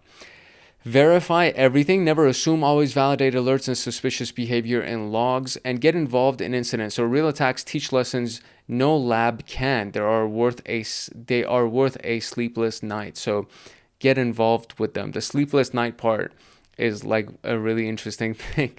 How would you call a cybersecurity company providing SOC services? That would be the MSSP, the managed service provider. Which role naturally continues your SOC level 1 analyst journey? And that would be the SOC level 2 analyst. Like that. Boom. All right. So now we're going to do a challenge. Let's go. For this challenge, we are a CISO of TrySecureMe, a big multinational company. You oversee multiple departments and deal with incidents every month. As many 7 incidents are happening at the same time, so as many as 7 at a time, and you have to choose the right people to deal with every single one of them. Do you know security roles well enough to complete this challenge? So we're going to be we're just looking for a flag at the end of all of this, and the website, where's the website? Where's the view site button? I could have sworn it was there. Am I too zoomed in for this? Where's the view site button? I am now at 100% screen zoom. It should be here, buddy. Where? Oh, there we go. It disappeared. Yeah, I was not blind, right? Like you saw that it was missing. Okay. All right. Anyways. Okay. So 7 security tasks require an action, and you have chosen the right people to deal with every single one of them. Observe the roles on the top and drag the correct roles and drop it on the corresponding scenario below. Do we have a timer? We do not have a timer. Okay, great. So we just need to figure it out. So we have a level 2 analyst, level 1 analyst, GRC auditor, and the lead of the CERT team. So a SIM created an alert about a firewall brute force. Who should triage the alert? The HR manager, Anna, launched a phishing malware. Who should make a deep analysis? Our servers storing the credit cards require an audit. Who can help us get here? So anytime you hear the word audit, it's the GRC guy. So that's that. There we go. The office in France was somehow hit with ransomware. Immediate response is required. That would be an incident response person. Who can check the new version of TryHackMe for vulnerabilities? That would be like a pen tester. The SIM is unavailable due to a storage limit. Who can investigate the issue? That's probably like a security engineer. And Fin7 threat group actively targets our company. Who can analyze their tactics? And that would be a threat person. So the threat researcher would end up being my guess for this. So I have to kind of drag this down individually. So there you go. The SOC engineer was the one that, hold on. So, okay, I'm going to think through this. Let me see what other roles we have. There's actually more roles up here. So we have the SOC level 2 analyst, level 1 analyst, CERT lead, SOC engineer. And then we have the pen tester. So checking for vulnerabilities is the pen tester. The SIM is unavailable due to storage limit. You know what, bro? I'm actually really happy about that. I'm not going to cut that out. I'm just going to kind of time lapse through that. That was my first attempt at getting this. And that was it. Oh, I got rid of it. I'm sorry. Okay, so we'll do one by one just so you know what's up. Okay, so the person doing a research for the threat down here, the Fin7 threat group actively right here, this is our threat researcher. In this case, it's Alice. The SIM is unavailable due to a storage limit. Who can investigate the issue? That would be our engineer, this guy right here. Who can check for new vulnerabilities? That would be our pen tester. The office in France was somehow hit with ransomware. Immediate response is required. That is somebody from the response team. Our servers storing the credit card need an audit. That would be our auditor. And then we have an alert that's been created and a deep analysis, which is what the keyword is right here. So the alert is Lucas, and then SOC level 2 analyst does the deep analysis. And boom, there it is again. We got it. So there you go. That's how we got those answers. And hopefully you were able to kind of answer those things yourself. I don't know if you did it following me or if you kind of were able to get those responses yourself, but should be fairly easy. Like it shouldn't have been a complicated thing. You know what I mean? All right, so that was it. We completed the challenge. The next one in line is the humans as attack vectors, is going to be the next video. And then we have the systems as attack vectors, which is going to be the following video. And apart from that, that would be it. Like the systems as attack vectors would be the end of this first portion, the blue team introduction. And then we have the next one, which is the SOC team internals. So you will get all of that good stuff in the next couple of videos. And as always, there's going to be a compilation video that'll be available at the end where it includes everything in module 1, then everything in the module 2, etc., etc., etc. So just in case people want one video that houses everything, I do the compilation videos. There was somebody that left a comment about that, so I just wanted to make sure that you understand my thought process behind the content that's generated. And that is it, my dear friend.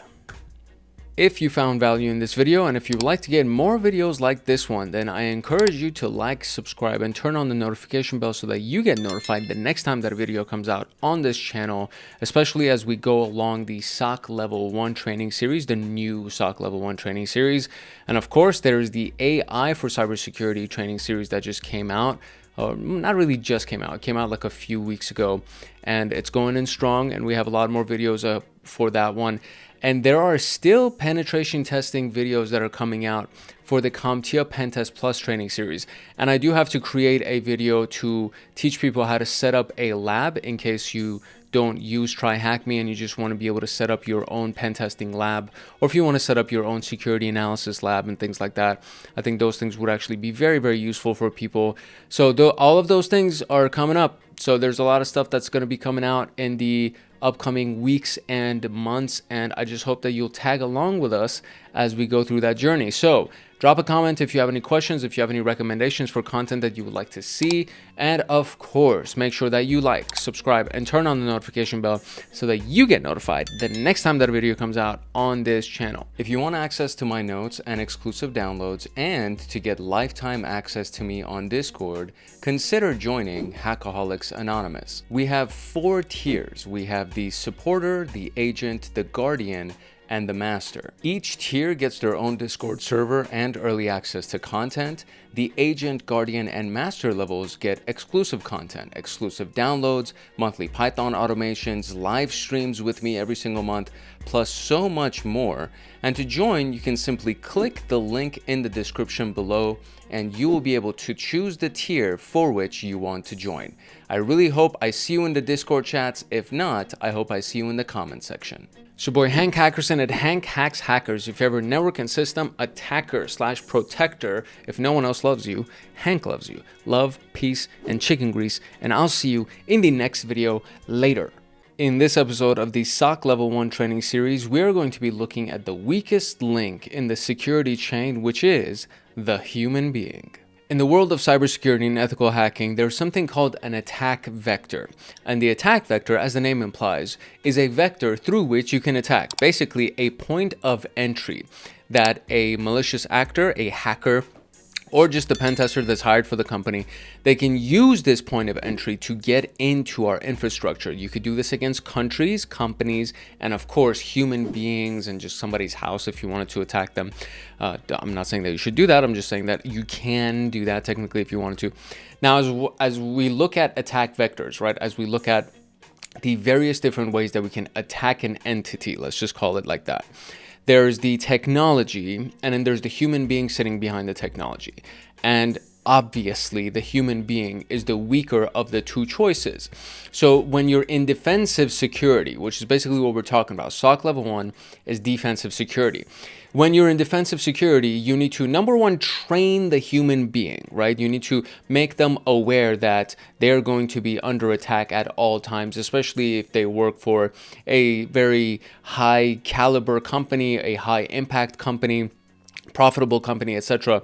You need to train them so that they're aware. But then the second thing, probably the most important thing, is you need to account for the fact that that human being is not going to listen to you, that they're going to get distracted, that they're going to think about their ex-girlfriend or boyfriend, or they didn't get enough sleep, they're hungover from the night before, whatever. There are so many different things that can make a human being weak when it comes down to analyzing security. And the other part is this, that like they're probably not even in the security team. They're probably not even in the IT team. This could be just somebody that is in the marketing team, and they could give a rat's ass about your security. So they're like, oh, who cares? Whatever, it's fine. I don't care. I could just click on the link and who cares? What's the worst thing that's going to happen, right? And that's what you are working against, right? That's what is working against you, I should say. When you're in defensive security, you have to account for the fact that there are going to be human beings that either are just resentful, or they're careless, or they're downright moronic, they're imbeciles. And so those people are the people that you really have to account for, and just count on the fact that they are going to be attacked. So human beings as attack vectors is what we're going to be talking about in today's episode. And of course, we have the intro, the human element, attacks on humans, defending those weak little humans, practice exercises, because it's just always better when you get a practice exercise. And then of course, we have the conclusion. The timestamps for all of these things are going to be in the description below. So if you want to jump to a certain section, you can.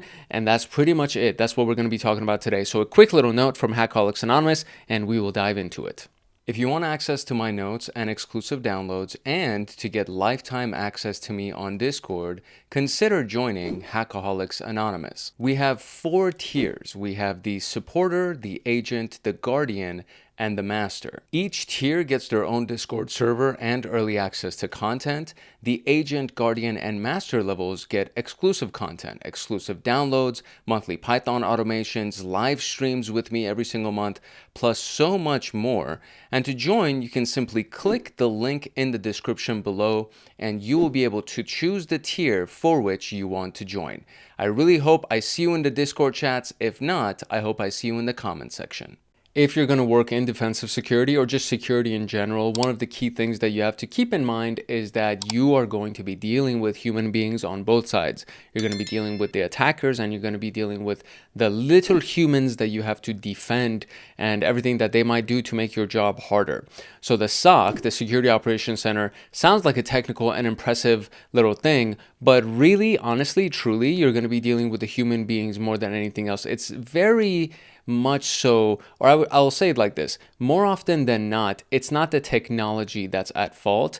It's the human being sitting behind that computer that is like, oh, I just got a gift card to so-and-so coffee shop down the street from us.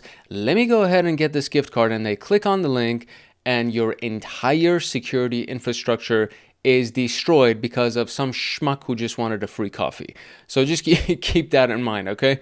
That's basically what you have to deal with. So the specific target that most attackers will target is going to be the human being.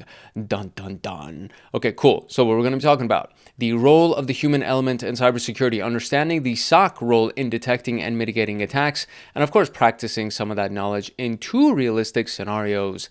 We've already talked about the junior security analyst room in previous videos, and basically all it's really going to be saying is that as a security analyst, your job is to monitor traffic and pay attention to the alerts that come in and respond to those alerts in a timely fashion. That's essentially what your entire job is going to be as a security analyst, not just a junior security analyst, but really a security analyst. You're going to be analyzing traffic that's going to come in, analyzing alerts that pop up, and then just verifying whether or not those alerts are actually false positives or false negatives, or true positives and true negatives, and making sure that you respond accordingly.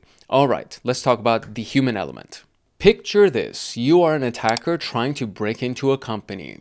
Would you rather spend days exploiting vulnerabilities and trying to bypass firewall defenses, or just send a phishing email to the IT administrator and get access that you need? And funnily enough, the IT administrator is a human, so they are susceptible to all of the things that a human being would be susceptible to. So if you can rouse their curiosity and send them an email that would just be like, hey, what? I'm sorry, what? Immediately, like as long as the curious portion of that human being is enticed, you would be surprised. Even the smartest people that work in IT, they could actually very easily fall for a phishing email and then click on the email. So it's literally the content and the context and the story behind the email that would bring their guard down. And then next thing you know, that very professional IT person is going to click on that link.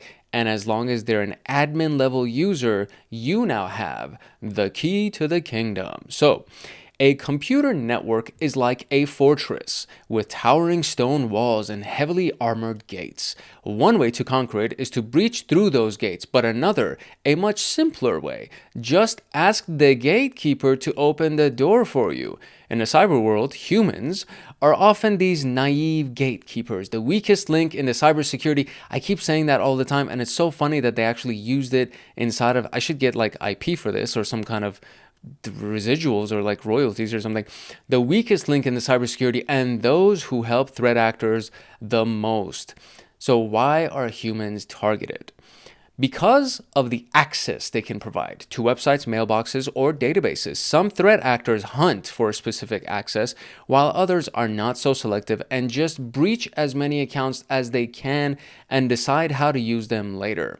Here are just a few examples of what threat actors can hope for when trying to breach humans. Attack example and the next step of the attacker. So number 1, breach Google account of the HR manager. The goal would be steal and sell the entire employee database because they what? They work for HR. Trick a wealthy person into running malware. The goal would be to hijack a web banking session from their PC. An attack could be breach the IT administrator's VPN account, and the goal could be to access the heart of a big corporate network. And finally, to trick a government worker into sharing secrets, and the goal could be to use that secret to simplify the next attack. This is also known as espionage, my dear friends. Honeypots and all these fancy little things that you can do against a government entity can fall into this category. All right, so what or who is the weakest link in the cybersecurity chain? You guessed it. It is that pesky, why is my keyword that? Come on, keyboard. There we go. All right, humans. So maybe it's humans. It's not humans. So people? It's not people. Really? So what or who is the weakest link? I thought that it was humans or people. It literally just says it. I don't understand why it wouldn't agree to me. Gatekeepers, human. Dude, I literally said humans. So why is it not humans? This is quite obnoxious here. It should be humans. It was humans. You saw me type it. We can refer to the record. I literally typed humans. That's so annoying. Okay. What do attackers seek when targeting humans in a cyber attack? What do they seek? Let's see what they seek. The keyword that we're looking for here is access. So they seek access because humans can grant that access. All right, so now let's talk about the attacks on these poor little humans. The overall concept of attacking a human being can be summed up in this little phrase, which is social engineering. And social engineering is basically coercing or manipulating the victim into helping the attacker, whether they know it or not. If they know it, they would be acting as an insider threat that is intentionally actually trying to help the attacker, or maybe they know it because the attacker kidnapped the guy's kid and it's like, yeah, if you don't help me, then I'm going to kill your kid or some crazy thing like that, which is in that case, again, it would be knowing. They know that they're helping the attacker, but they don't want to do it, right? They begrudgingly do it, but they have to do it because they don't want their kid to die. So that's kind of something that could happen. So this tactic is known as social engineering, and it works by exploiting human psychology rather than technical flaws. For this to succeed, it is designed to be trustworthy and emotional, or trustworthy or emotional, one of those things. So for example, if somebody's threatening your family, you're definitely emotional and you don't know whether or not you can trust the person that's threatening you. If it's both of these things, then it's a really, really powerful attack and a good psychological game that they're playing. So trustworthy is that the attacker must appear legitimate so the victim trusts them. And I mean, a part of this could be that you trust that the attacker is going to hurt your family, right? That's like, I don't trust you as a human, but I trust the fact that you are threatening my family, and if I don't do something that you're going to hurt my family. So I trust that fact, and that makes me emotional and makes me want to help you so that I can help my family. The attacker must trigger feelings like urgency, fear, or curiosity. And that's another one of those things, right? Curiosity can actually go a very, very long way. One of the most successful phishing schemes, phishing emails that I ever saw was somebody pretending to work in HR, and they were pretending to email somebody else in HR, and they were like, here are the bonuses for the year, right? And or the executive bonuses for the year, something like that. And so they sent it to everybody in the company. And so the random person that doesn't work in HR, of course they would want to know what the executives are getting paid at bonuses. So they wouldn't even check anything else inside that email. They would just click on the attachment of that email just so they can see what the executives are getting paid. And that by itself would be one of those things where, I mean, I know so many people that will fall victim to that. People in management would fall victim to that. Unless you are on the executive team, even the people in the executive team, right? If you send it to everybody in the C-suite team, they want to know what the other person is getting as a bonus. So even somebody who's in the C-suite team would probably click on that because they want to know what everybody else is getting paid, so that they could be like, hey, how come so-and-so is getting paid more than me? I deserve to get paid more than them, and da. So they would go through that entire thing. So you could actually trick so many people by just using something that simple. So phishing attacks is what we're talking about. So here's an example. You receive an email saying your account has been compromised. Click here for details. When you click on the link, it takes you to a fake login page that looks real but sends your credentials to the attacker. That is called phishing. Email phishing is the most common form of social engineering, with an estimated 3.4 billion malicious emails sent daily. And there's a website, my dear friend, called GoFish. So we're going to go to GoFish real quick. And so the GoFish website, I believe it's called Get Go Fish. There we go. So it's getgofish.com. And so this website is free. So here's the crazy thing. Open source phishing framework that makes it easy to test. Test your organization's exposure to phishing for free. So you could literally launch this against your target. And of course, please, for the love of God, do this ethically. Please do not try to rip people off. I really dread the thought that my videos and trainings are going to be used for malicious actions, and it's something that really actually bothers me a lot. So please don't do this unethically. Don't try to hack into somebody's network or somebody's email, whatever it is. Be good about this. Just learn these skills so that it makes you more valuable in the marketplace, so that you can get high paying jobs. That's one of the best ways that you can use this information. But there are websites like this where it's a phishing framework. It'll create phishing campaigns for you with a couple of clicks, and you can send out emails to a bunch of different people, and you can see in real time who clicked on the email, who clicked on the link, who submitted their username and email address, and all of that stuff. And it's very, very, very simple to do and very, very easy to do. If they open the email, there are a variety of things that you can make them do. One of them could be to just download malware, right? So that attachment that we talked about with the bonuses for the executives, that could be an attachment that they would download and they would open. And if they download and open it, it would run the macros, right? So the macros of that attachment could have some code in it that would then download malware onto the computer. So the attachment itself is an Excel sheet. It's a very basic document, but in the macros of the document, you could actually put a command that would download something else. So if you search for and install the application on a PC, you could have just installed malware on your computer, especially if you don't get it from a legitimate app store. So the Apple App Store or the Microsoft App Store. If you don't get it directly from those places and you download it from GitHub, for example, or Pirate Bay, you know what I mean? Like pirated sites. When you download something you could very easily download malware on your computer. So to make these types of attacks more successful, threat actors use innovative techniques like fake CAPTCHAs, malicious QR codes, and SEO poisoning. This is actually a really interesting one. I heard that people were getting mailed jewelry, and in the box of the jewelry, there was a little card that had a QR code, and that QR code was a malicious QR code. So when you scan it, it'll download something on your phone, or it'll install something on your phone.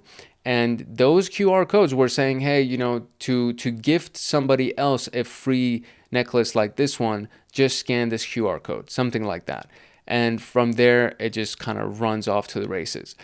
Deep fakes are the ones that we need to be most worried about, in my humble opinion, because this is like one of the most powerful attack vectors that can be run against human beings. And there are so many cases of this that have already taken place that CEOs of multi-billion-dollar companies have sent out tens of millions of dollars because they thought that they were talking to somebody else on their C-suite, but that was only because somebody was being deepfaked, like their coworker or their CFO was being deepfaked, and they thought they were talking to the CFO when they were just talking to AI, right?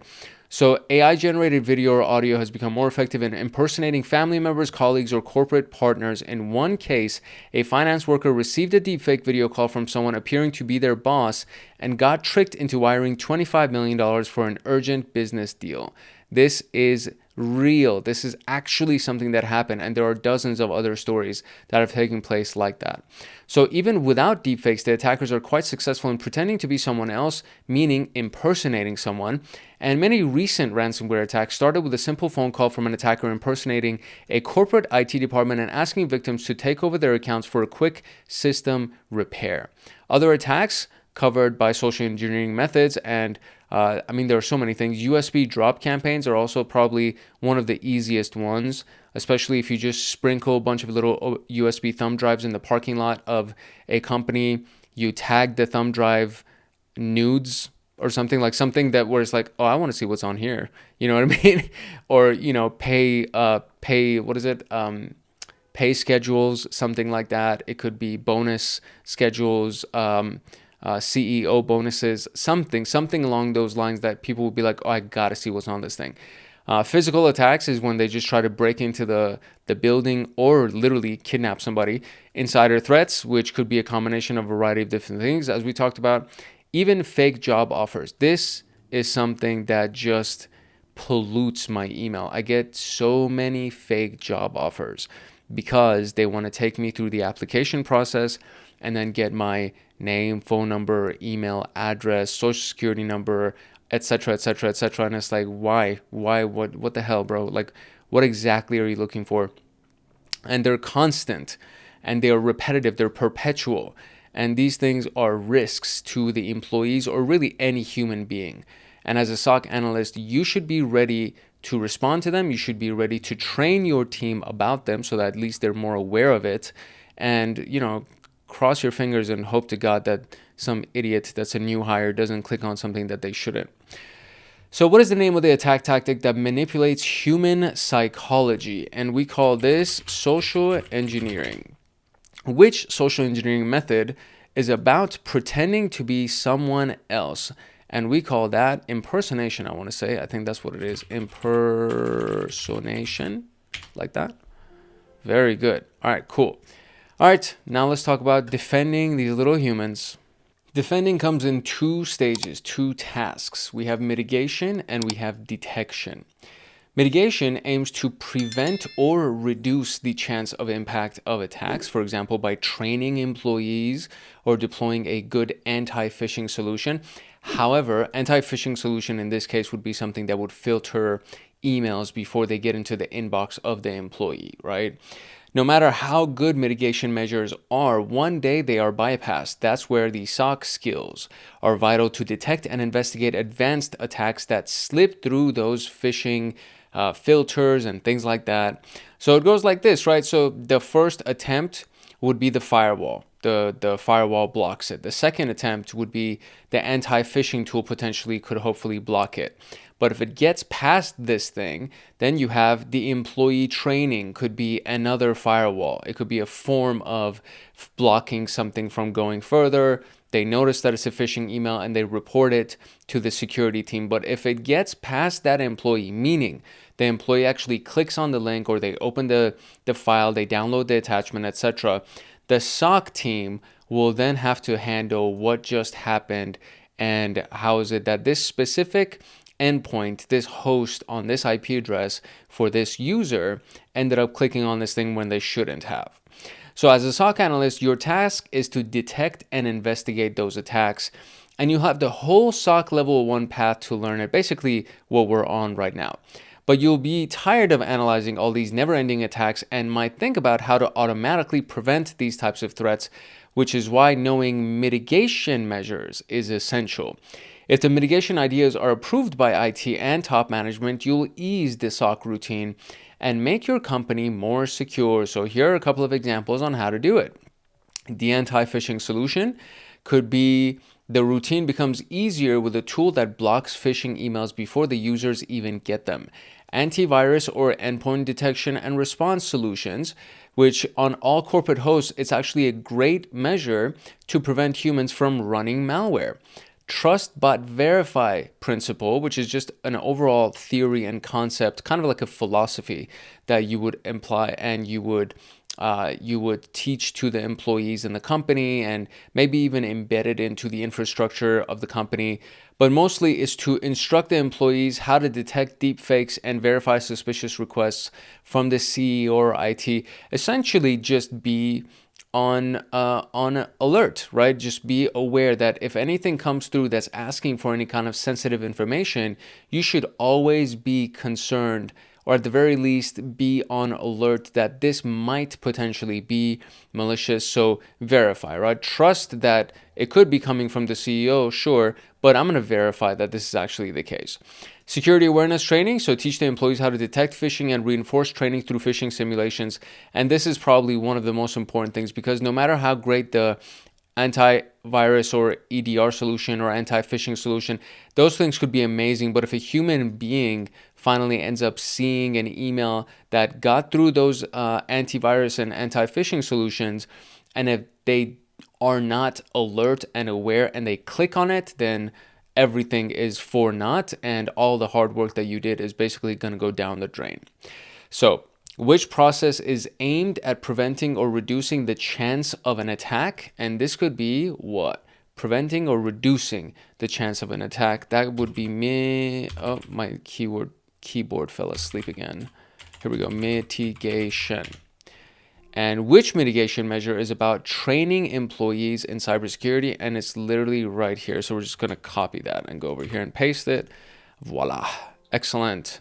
Excellent. Okay. So now I think we have an exercise. There we go. Practice. Let's do this. Let's practice this. For our practice, we have a site that's going to open up in our sidebar here.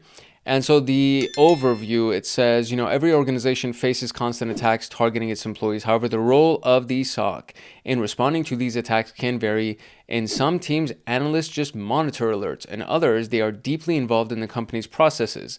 They can keep tight connections with other teams like IT or HR, propose security improvements, and run company-wide trainings, or even answer hotline calls from employees suspecting the attack. So imagine yourself as a SOC analyst. Open the security dashboard by clicking View Site, protect the coworkers at Employees at Risk, and make TryHackMe more secure at Security Policy. Once completed, claim the flags. So we have the flag after completing Employees at Risk, and then the flag after completing Security Policy. So let's go over here. Now, review and investigate Employees at Risk. Here's the first one.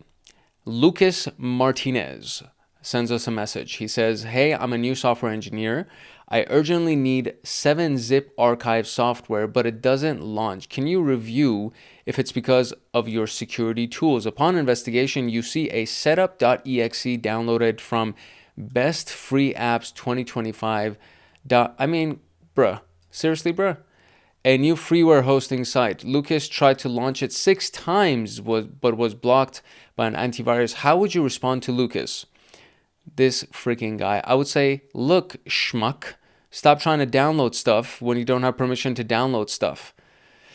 Okay, quarantine the setup.exe. Instruct Lucas to use the official 7-zip installer. Yeah, bro, that would be the thing. Like, what are you doing? Why, bro? Why are you trying to make life so difficult?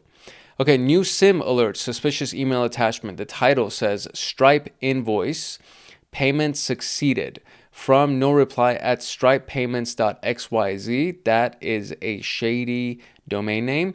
To Mark Phillips, Finance Director, Content. This email confirms the $23,000 payment from TryHackMe according to invoice 38291. For details, kindly see the attached invoice.rar password 1111. If you have any questions, please get in touch with us at support@stripe.com. Okay, allow the email and close the alert. This is a legitimate Stripe invoice. Block the email and start the analysis. This is an email phishing attempt. I'm going to say block the freaking email because it's coming from stripe-payments.xyz. That's like the biggest red flag out of this whole thing. The rest of it seems so legit, but then this piece right here is a major red flag. Okay, next case. Okay, I just got a phone call from our CEO, Ben. He asked me to reset his Gmail password since he has some issues with login. Of course, I approved it, but why did he call at 9 p.m. from a hidden number? Doesn't it look suspicious? You check the logs and see a login from USA, the same country Ben lives in. Ben does not respond to your messages or phone calls. What would you do? Disable his account. Wait until next morning. No, disable his account.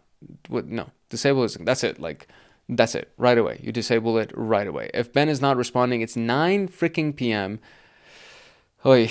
Okay, moving on. New SIM alert. Anomalous login location. Rose Lewis HR assistant is the user. Login to Microsoft 365. The login location is London, UK. Their typical location is Oxford, UK. Visited URLs before login would be login.microsoft365online.ru, which is a Russian domain, so that's not good. What is it? HROY, HIQTS. This also seems like a malware website. And by the way, this one has HTTP. It doesn't have HTTPS. If it's a login for Microsoft 365, it's impossible. It wouldn't be encrypted. So that would actually be the first. Well, technically, this would be the first red flag right here. The typical login is Oxford and they're logging in from London. It's in the UK, maybe fine, maybe they're traveling or something, but why are they logging in from Russia? Why is it a Russian domain that they're logging in from? And why is a Microsoft domain not encrypted with TLS or SSL? So HTTP without the S at the end implies a non-encrypted medium, which is just a major red flag, and then it's a Russian domain. So then we have this one right here, which just like this, these things, these random characters is also a very big red flag that that's kind of a malware website or a malicious website.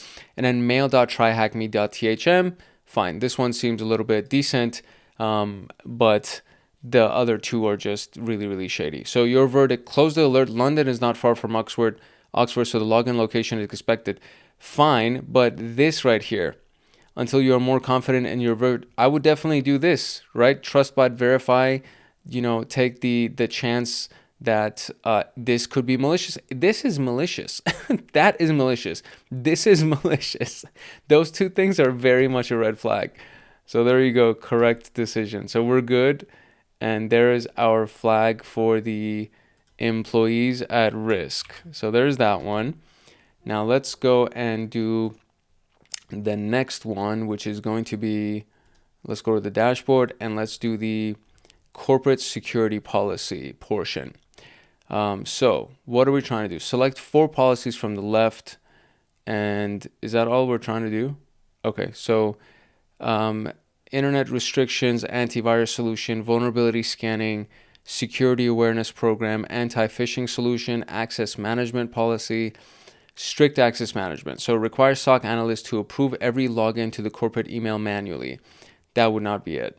Document how your IT support should verify requests like password reset or access approval. I would do that. Yeah, that would be one.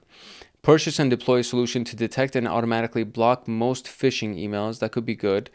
Security awareness program setup. This I would definitely do. Vulnerability scanning. Conduct weekly vulnerability scans of all corporate servers and laptops. Kind of irrelevant for everything we talked about. Most of what we talked about seemed to be like a kind of like a phishing issue, really. Internet restriction. Limit internet access for all employees to only corporate resources. That would do, yes. Purchase and install a reliable antivirus on all workstations of the employees. It's between this and the anti-phishing solution. And honestly, some of the examples that we got were more so about, it seemed like antivirus than it did anti-phishing. So I wonder, I'm going to take a chance here. I'm going to do antivirus and let's submit it. And ooh, we were so close. internet restrictions. Every department needs dozens of external websites. Blocking them would disrupt the business. So this is not necessarily, but I mean, they said that we can use the approved website. So it's like if the approved websites are on the list of external websites, fine, do that, but fine. Okay, so access management was good, security awareness was good, antivirus was good. So then it would probably be that anti-phishing. So access management, anti-phishing, security awareness, and then antivirus. Those would be the ones. And there we go. Approve those policies and give me my flag, buddy. But I honestly think that there should be like a list of pre-approved domains, or at the very least, a list of domains that are explicitly denied, so that somebody who wants to go and browse the World Wide Web, if they land on certain domains, they shouldn't be able to. You know what I mean? That's kind of like for me, I think that's like a key thing. But antivirus is probably really solid as well to be able to block that from escalating and becoming an actual issue later on. As a part of our conclusion, they actually provided a really interesting list of resources down here. Let me see if I can kind of get zoom. I can do this. How about this? So we have Krebs on security. So these are actual blogs, right? So these are news locations. So Krebs on security, the Hacker News, Bleeping Computer. These are all websites that you can go and visit to try to get more information, industry information for security and for trends in the hacking world. So all of these things are actually really, really handy for you. And I would encourage you to check it out. So security news and investigation, it is Krebs on security. And what else do we have here? We have the Hacker News, which is another really good one. And of course, the Bleeping Computer, again, which is another really good one. So these are all great resources. Just a few of them. There are so many more that are available to you if you really wanted to start studying on a variety of different things that would be available. The domains themselves are very slow to load, which lets me know that they are not being housed on the best hosting servers because they're super slow to load. And that's kind of my whole thing at the end of it as well. I like information. I want to be able to get information, but if it's slow to load, it kind of gives me, it doesn't give me confidence in the resource. You know what I mean? If it's slow to load, how do I know that the servers that you're using and the service provider that you're using is secure? I'm just being extra paranoid. It's like an extra level of paranoia. That's basically what I'm saying. All right, so we're going to click on this final complete, and then we will be done. If you found this video useful and if you would like to get more videos like this one, then I encourage you to like, subscribe, and turn on the notification bell so that you get notified the next time that a video comes out on this channel, especially as we go through SOC Level 1 and I'm going to try to breeze through it because a lot of it I already know, and some things are new, some things are reminders and re-education, so it should be pretty nice and interesting.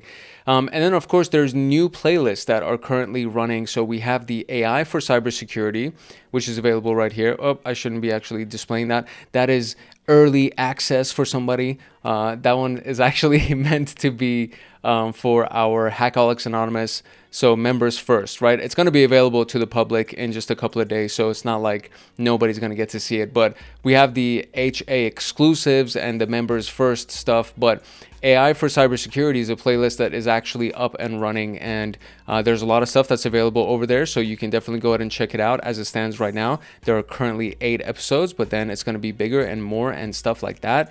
And then, of course, we have CompTIA Pentest Plus that is currently running as well. I keep clicking on these things when I shouldn't be clicking on them. But we have CompTIA Pentest Plus that's also building out, and in that playlist, we're actually going through all of the practicals and the lab exercises and things like that. And there were a couple of requests from the community for getting videos for setting up a lab for pen testing and setting up a lab for security analysis. So I'll be doing videos like that as well, and really anything else that people actually request. If I feel like it's going to be useful to the rest of the community, I'll definitely go ahead and create those videos. So there's going to be a lot of stuff that will be coming out in the upcoming days, weeks, and months and years, most likely, because I'm not planning on going anywhere. I love this industry. I love these contents that we're making. So it's very fun for me specifically. So I'll be here if you're going to be here as well, and we will go along this journey together. So if you haven't done so already, drop your comments in the comment section below, drop questions if you got them, and of course, make sure that you like, subscribe, and turn on the notification bell so that you get notified the next time that video comes out on this channel. If you want access to my notes and exclusive downloads and to get lifetime access to me on Discord, consider joining Hackaholics Anonymous. We have 4 tiers. We have the supporter, the agent, the guardian, and the master. Each tier gets their own Discord server and early access to content. The agent, guardian, and master levels get exclusive content, exclusive downloads, monthly Python automations, live streams with me every single month, plus so much more. And to join, you can simply click the link in the description below and you will be able to choose the tier for which you want to join. I really hope I see you in the Discord chats. If not, I hope I see you in the comment section. It's your boy Hank Hackerson at Hank Hacks Hackers, your favorite network and system attacker / protector. If no one else loves you, Hank loves you. Love, peace, and chicken grease. And I'll see you in the next video later. Welcome back to the new SOC Level 1 training series. It's your boy Hank Hackerson, and in today's episode, we're going to be talking about systems as attack vectors. As a reminder, an attack vector is essentially a pathway that a hacker can use to attack you or your system or your company or your country. And so when we're talking about systems being the attack vector, we're talking about a point of entry that a hacker or a malicious actor can take advantage of to gain entrance, right? To gain their initial foothold and then expand their privileges and do whatever the hell it is that they're trying to do to rob you or to hold you at ransom or steal data, whatever, you know what I mean? So the conversation today is going to be around these systems serving as those points of entry and how attackers actually exploit those vulnerable or misconfigured systems and how you can protect them. Because when you are talking about a SOC, a security operations center, and what you would be doing as an analyst inside of the SOC, your entire job is to protect those systems and of course protect the people sitting behind those systems and the data that's inside of those systems and the functionalities that's inside of those systems, so on and so forth. So the outline today is obviously the introduction, the definition of a system, attacks on those systems, what vulnerabilities are, misconfigurations and how they differ from vulnerabilities and what they have in common with vulnerabilities.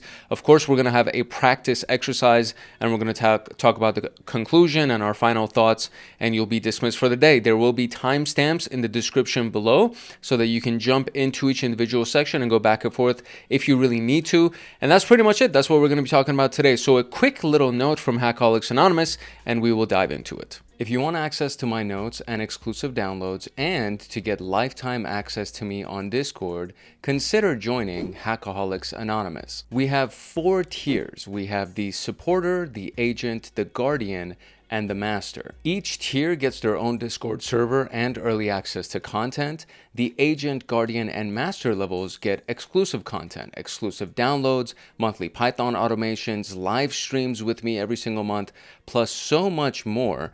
And to join, you can simply click the link in the description below and you will be able to choose the tier for which you want to join.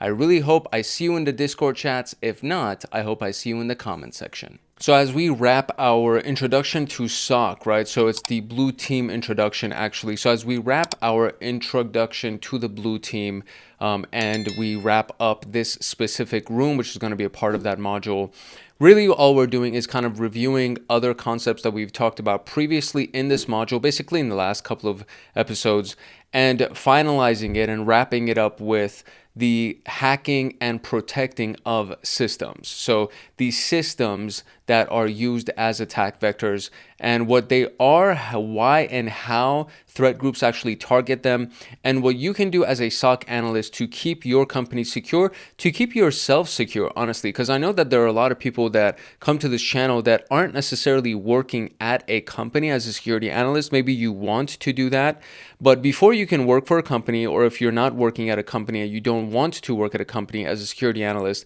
one of the key things that you really have to learn how to do is protect yourself and protect the systems that are inside of your network at home, your local area network, your LAN that you have with your Wi-Fi and your router, and if you have a switch or something, you know what I mean? Like all of those different portions of your internal network, and learning how to protect them, learning how to protect yourself, your devices, your data, and ultimately your assets, right? So all of those things can be done essentially with the same series of steps that you would do if you were working as a SOC analyst for a company. So our role is to learn the role, or I should say our goal is to learn the role of a system in a modern and digital world, to explore a variety of real world attacks targeting those systems, and of course practice that knowledge in 2 realistic scenarios. The prerequisites are the Junior Security Analyst room, which we've already talked about multiple times, and of course humans as attack vectors, which is the video right before this video. And if you're watching this compilation, so I always compile all of the previous episodes per section into one giant upload. So if you're watching the compilation video, then you would have seen in the previous 2 sections of that main video, like of this giant, I don't know, 4-hour long video, however long it's going to be, you would have seen the episode right this one before this one. The section right before this one would be the humans as attack vectors section. If you're watching them standalone episodes, it would be the humans as attack vectors episode, which would be the episode right before this one. So that being said, let's now talk about the official definition of a system.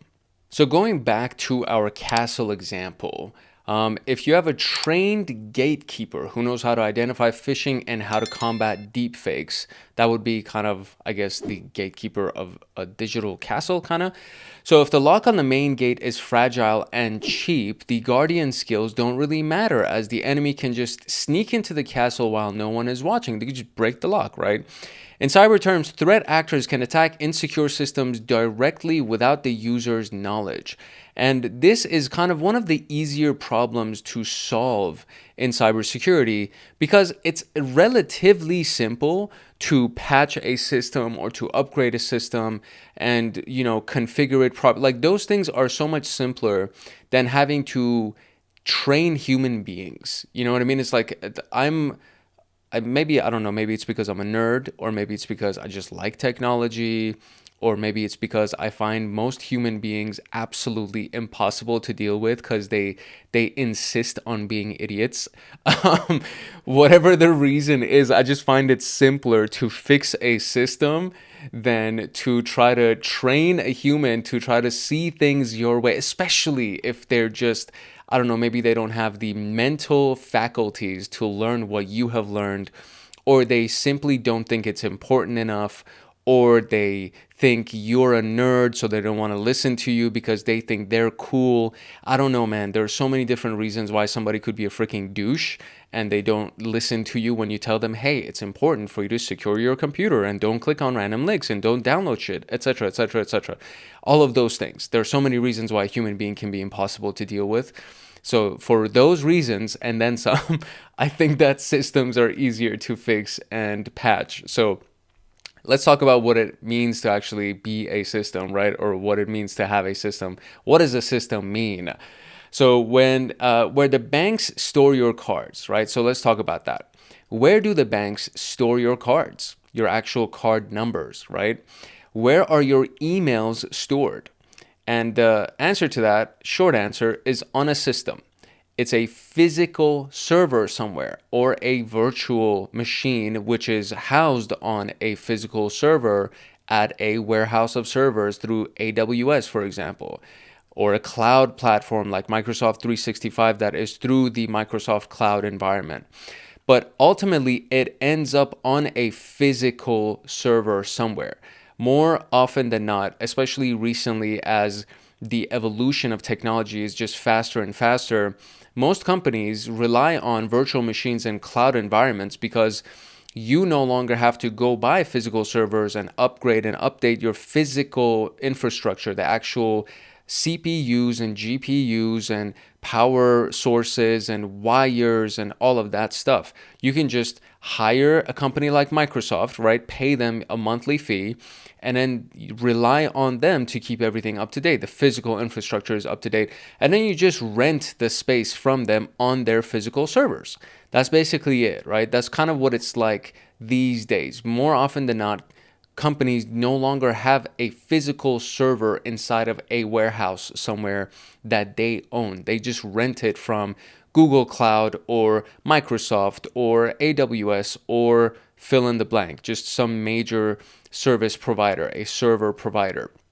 So protecting these kinds of systems is very important, physically protecting them, right? It could be that you want to be in an environment that there isn't mold, there are no earthquakes or hurricanes, that overheating is not a thing, that people can't break into the building and rob the environment or destroy the servers. You have physical security around, you have CCTV cameras and et cetera, et cetera, et cetera. So that protection on a physical layer is very important, but it's also the protection on a digital and logical layer that's also very important. If the attackers breach one user's mailbox via phishing, they compromise a single mailbox. But if they breach a mail server, now they control thousands of mailboxes. Each system type can have a different value for threat actors. For example, a personal laptop of a school student, they can steal their Steam profile and add the PC to a botnet, right? So Steam is a video game, kind of like a video game application library, as well as a launching platform where you can buy and download games from the Steam marketplace, and then through your Steam library, you can launch the game and play the game, and then you have a user profile attached to it, you have your credit card number attached to it, but of course your computer is attached to it as well. So they could technically steal your Steam profile and add the PC that is connected to it to a botnet. A laptop of the bank's senior IT administrator, so they get access to the internal banking system, of course. A mail server of a criminal law company, they can dump all the mailboxes and blackmail the victim. A server at the heart of an industrial network, they can encrypt the whole network with ransomware. A government website management, damage the website content, defacement, activism, or take the government entity off grid, depending on what it is, depending on what the government entity actually does.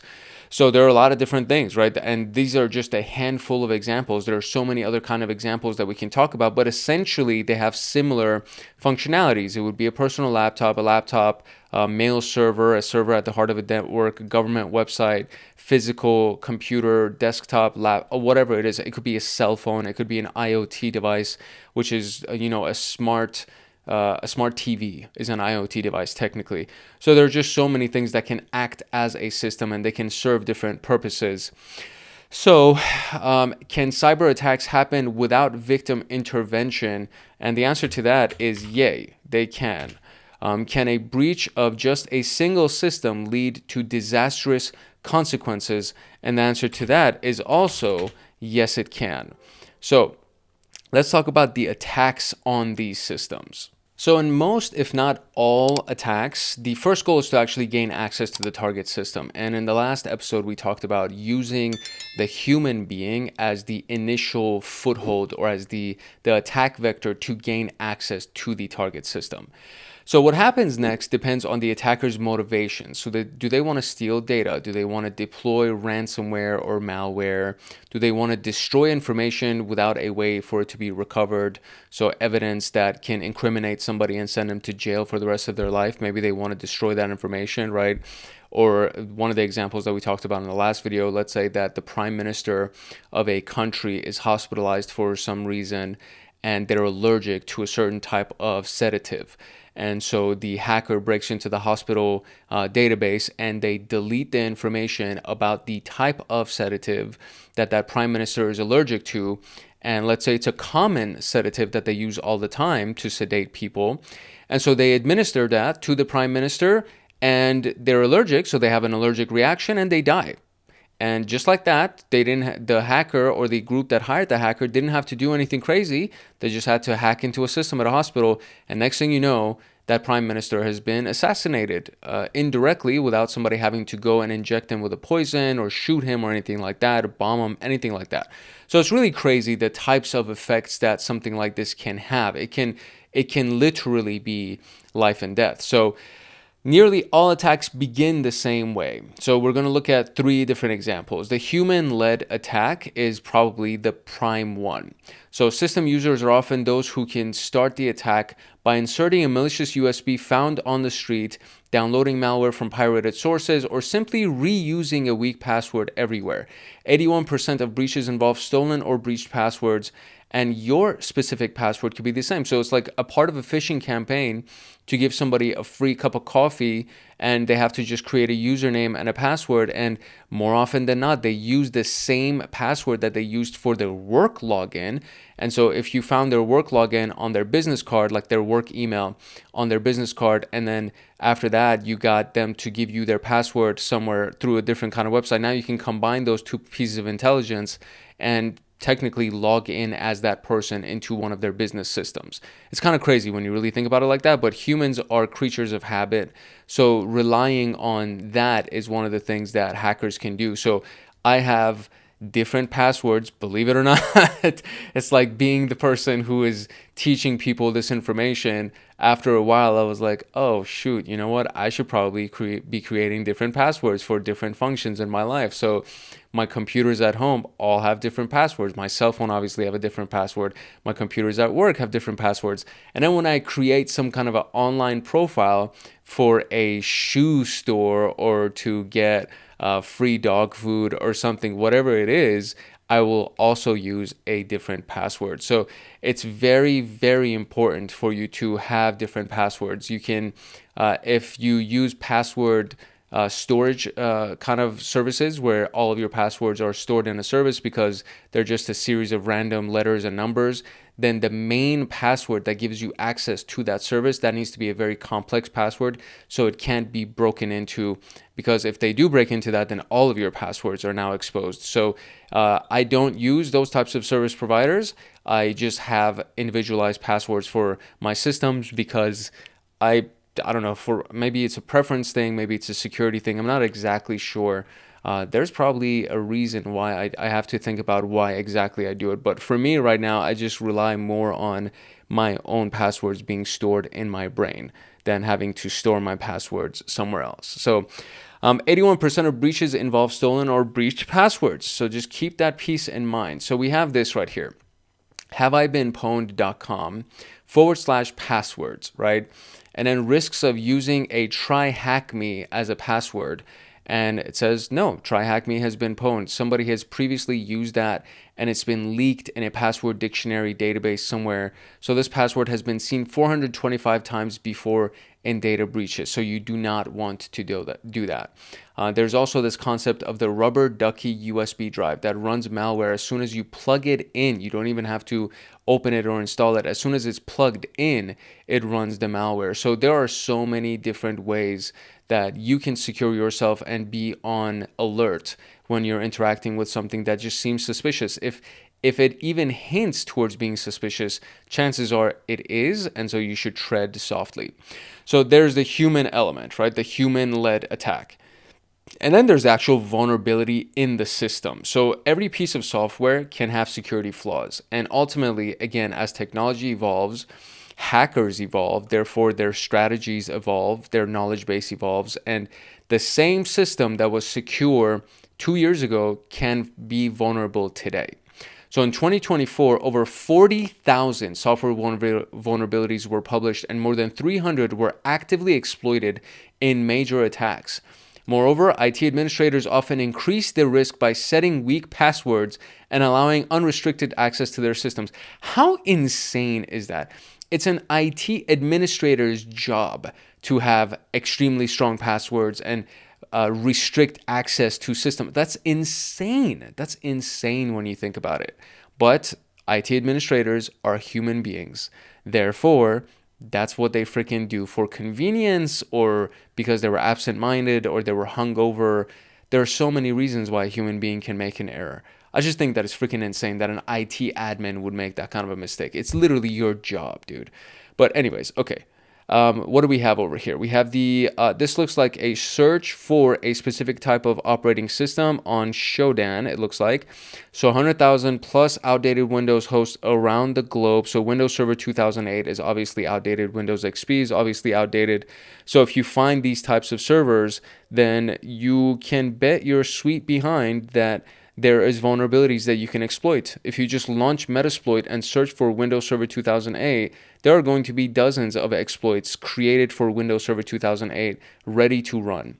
So these types of systems are so outdated that 2008, dude, that is what, 17 years ago? That's insane. 17 years ago. If you have a 17-year-old operating system and you're still running it, you deserve to be hacked, dude. That's basically what it is. If you're a company that's doing it, let me just say that. If you're a company that is launching a 17-year-old server and you haven't patched it, you haven't done other things to potentially secure it, you are just asking to get hacked. The CISA Kiev catalog 2024-2025, basically 325 new critical major vulnerabilities since 2024. 60 of them for Microsoft, 13 for Apple, 12 for Google, 9 for Linux, 8 for Fortinet, 8 for Cisco, 8 for VMware, and 6 for Android. Very interesting stuff. So that was level 2, right? The vulnerability of the machine itself. And then there's the supply chain. This is actually a really interesting one. So your PC is home to hundreds of applications, and then there's also the physical installations on your PC. So for example, the GPU that's installed on it, right? The CPU that is installed on it, the actual motherboard that's installed on it. There are so many different physical elements that also fall into the supply chain. So it's not just the applications and the web browsers, messengers, development, entertainment software. It's not just the digital logical stuff. It's the physical stuff too. There was this company called Huawei, which was a cell phone provider, and it is based out of China. And for a while, they were releasing their phones in the United States until it was found that physically inside of the phone there were chips that were recording information about users and directly sending them to to China. And because there were cheap phones and there were strong phones, people were like, oh hell yeah, I definitely want to use this phone, buy this phone. And because of that, a lot of people had them. And then after a while, when they found out that those phones were literally acting as beacons, sending data back to China, they were banned from the United States, and nobody is allowed to have them, nobody's allowed to sell them, etc. And so there are chips that can be manufactured in China that they send back, and within that chip, there could be, I will say, not probably, but there could be some kind of worm or some kind of keylogger or some kind of recording device, some kind of beacon installed, that as soon as it's installed on a computer here and then somebody uses that computer, they could be sending data back to China or any other country, really. So think about these chips coming to the United States, being installed in Dell computers because Dell uses China as one of their manufacturers. You know what I mean? So it's a very interesting concept when you really think about it. So there's a list of suppliers that strictly can only be used to provide physical elements to build servers and computers and things like that. I believe it's called the Trusted Foundry, which is a list of these suppliers that if somebody is building a computer company in the United States, they are only allowed to supply themselves from that list of manufacturers because they've been vetted and they are trusted, right? So talking about the logical stuff, the digital stuff, every app depends on thousands of libraries. If threat actors manage to breach one of the apps or libraries and push an update to all of the users, all of them will be compromised. So think about your calculator app on your computer. If that app, or if the dependency for that app is compromised, or your messenger app for WhatsApp, or I don't know, man, there are so many of these things that exist that billions of people have them installed. So this is called a supply chain attack. The most famous examples are the SolarWinds, which was it is a very large company, but it was a very widespread update. So it's like there was an update to SolarWinds, but the update source code was compromised. There was some kind of malware or something that was injected inside of the source code. And SolarWinds is used by Fortune 500 companies. It's used by government organizations. So literally millions of companies use them. And so that update was spread to millions of companies. Microsoft actually used SolarWinds. I don't know if they still do, but they did at this time. But they were savvy enough to catch the fact that the update was actually compromised, and so they stopped it in its tracks. And though they weren't affected, but many other companies were affected, and SolarWinds lost a lot of credibility and reputation. They're still around. Obviously, they've patched it. It's been resolved, but they took a really big hit in that specific scandal. 3CX is another one. They affected thousands of companies. It was just a really, really big, widespread kind of a thing, because if thousands of companies use SolarWinds, and then each one of those companies have hundreds, if not thousands of users, but your end result is that you're going to affect millions of people. So it's a very, very, very interesting approach and a very effective approach. If you can get into the supply chain, it's a very effective approach. The emerging threat of the supply chain, it's hard to protect from supply chain attacks since you can't always control all the software present on your laptop, server, or web applications. Even TryHackMe once fell victim to a supply chain in Lottie Player, a library used for room animations. As a SOC analyst, you must be ready for such scenarios and know how to respond. Let's go ahead and read this little fell victim thing, because that's actually very interesting. So, Lottie supply chain attack. I have not gone through this, so this is actually new. The machines are not available in your current VM region. Task 1 accessible from Europe and Ireland. Head to Manage Account page to switch your VM region. Alternatively, you could ask the owner of the machine to mitigate it to another region. That is interesting. This is the first time I'm actually seeing this message. This is so interesting to me. So the Lottie Player supply chain attack. I don't want to go down this rabbit hole because I will go off on the tangent and it'll be really crazy, but that is so crazy. And there's a logo of a Bitcoin thing right here. So I imagine that it had something to do with getting people to pay Bitcoin. That is crazy. Okay, so what is the term for a security flaw that can be exploited to breach a system? And as soon as my keyboard wakes back up, we have a vulnerability. What is the name of the attack when malware comes from a trusted app or library? And we call that the supply chain attack. All right, let's talk about vulnerabilities. So without going down too many different rabbit holes, we're going to stay on the concept of software vulnerabilities, because as a SOC analyst and as somebody that's going to be on the blue team, you're mostly going to be dealing with software. The physical hardware will be managed by the network engineers as well as the security engineers and system administrators, etc. So your job mostly is going to be centered around the software vulnerability. So every piece of software has flaws, but some take years to be discovered. For example, shell shock, which is a Linux vulnerability, existed since 1992, but it wasn't found until 2014. And in the worst case scenario, attackers discover the vulnerability before anybody else. This is known as a zero-day vulnerability. And only your SOC skills can determine whether it's detected in time. So the key thing about a zero-day vulnerability is that there is no signature that exists for that vulnerability. So let's do this as an example, just to kind of show you. So VirusTotal is a website that has, thousands of different signatures that have been stored in, probably millions, honestly, of different signatures that have been stored here. And so we can do either a file upload, right? And so there's the hash value of the file that would be scanned by this, and as well as the contents of the file and things like that. We could do URLs, and we could search for hash values, IP addresses, domains, or things like that, right? So we could do a variety of different things. So if I come over here, and I just as an example, we'll just do google.com, right? So we search for google.com, and there are currently 98 vendors that provide a status of whether or not this domain is clean or not, right? So in this particular case, we have google.com. It's very well known, obviously, and so they would look at Google's search ranking, their history, everything else that's associated with it, community notes, things like that, okay?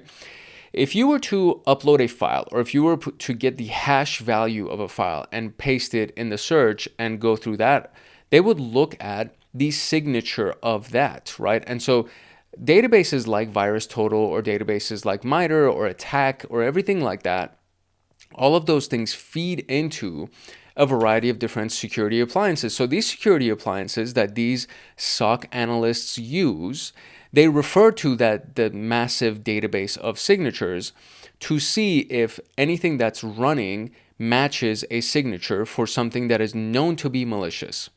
And so if it's known to be malicious, it's very easy. It's like, hey, you know what? I recognize the signature. It's lined up with this malware. This is going to be blocked, etc., etc. If there is no signature that exists, it is considered 0-day because for whatever reason, either it wasn't detected before, so there's no signature in the databases for it, or it's brand spanking new and somebody just created it, so there wouldn't be any kind of database entry for it.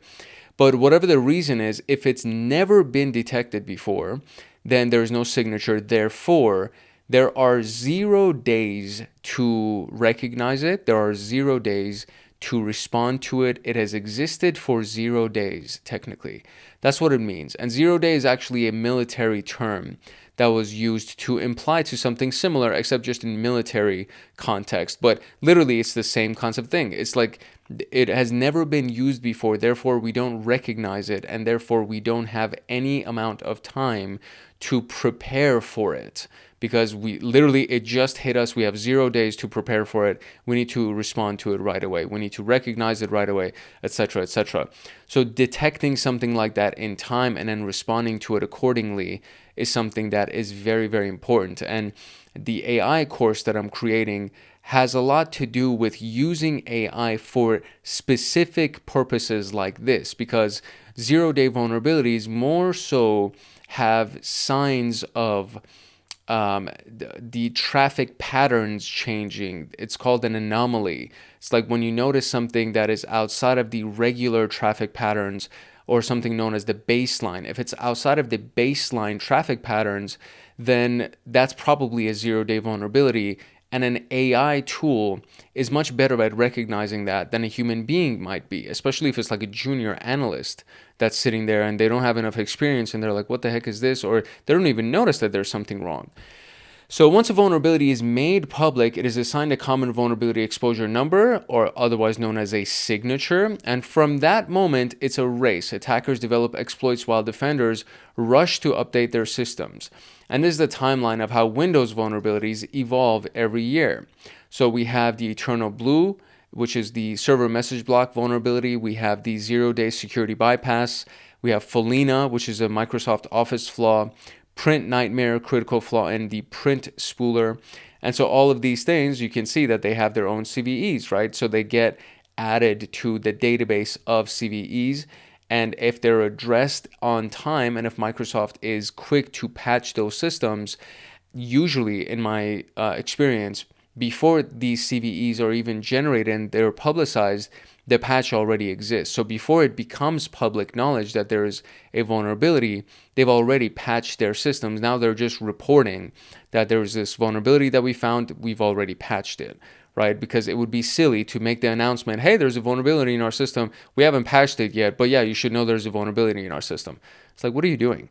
So they would definitely patch it in advance before they publicize it, because they don't want to get hacked, dude. It's kind of silly to do it the other way. So responding to these vulnerabilities is going to be your job. An answer to a CVE is always a patch or an update, basically, that's supplied by the software vendor. Even for 0 days, you'll have to wait for a patch. So vigilantly monitor for exploitation traces and try to survive the stressful period before the patch is released. For example, restrict access to the system only to the trusted IP addresses inside of your network. Apply temporary measures to provided by the vendor. Block known attack patterns on your intrusion prevention system or your web application firewall. Whatever it is, do whatever you can to limit the access to that system. And if it's something that is not absolutely necessary for your business to function, just turn it off until there is the patch that's available, and then you can patch it and then turn it back on. That's kind of the foolproof way of doing it. So what is the CVE for the critical SharePoint vulnerability dubbed tool shell? So let's see if we can actually find this here. I don't think it's here. So the CVE for tool shell, I'm just going to do a Google search for this one. We have the critical SharePoint vulnerability dubbed tool shell is primarily associated with CVE 2025 53770. Let's see if that's what they're looking for. Let's try it. All right, cool. There we go. So it's a lot of times, actually, not even sometimes, a lot of times it's as simple as just Googling it. So if you know SharePoint vulnerability dubbed tool shell exists, you can go find the CVE. Or if you do a vulnerability scan and you find a CVE number and you don't know what it is, you can go ahead and copy that CVE number. Oh, this is from the last video. You can copy that CVE number, go here, and then you're like, oh, wow, look at that. National Institute of Standards of Technology. It has this CVE. It gives you the description to it, the references to the advisories, all the different URLs that match up to it, weakness enumeration, affected software configurations. And throughout all of this literature and everything that you found over here, you can also find patches for this and how to mitigate against it. So there are a lot of different ways that finding this information can help you with your intelligence gathering and preparing for potential attacks and threats. How would you respond to a detected vulnerability on your system? How would you respond to a detected vulnerability on your system? Okay, I mean, there are a lot of different ways that we can do it, but let's see.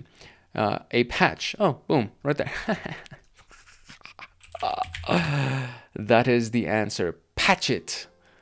Patch Adams. Shout out to anybody who knows what movie that is. Patch Adams. All right, let's talk about misconfigurations now. A misconfiguration is not a bug in the software, but it was a mistake on how the system was set up, often by the IT people.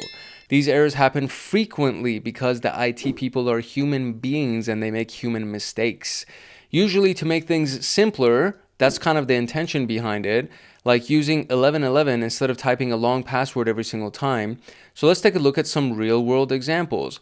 123456 was the password that was exposed chats for 64 million McDonald's job applications. Good Lord. How a misconfigured AWS cloud resulted in a breach of 106 million bank customers. How improperly configured smart fridges are silently used in full-scale botnet attacks. This is happening all the time. I mean, smart fridges are a relatively recent invention.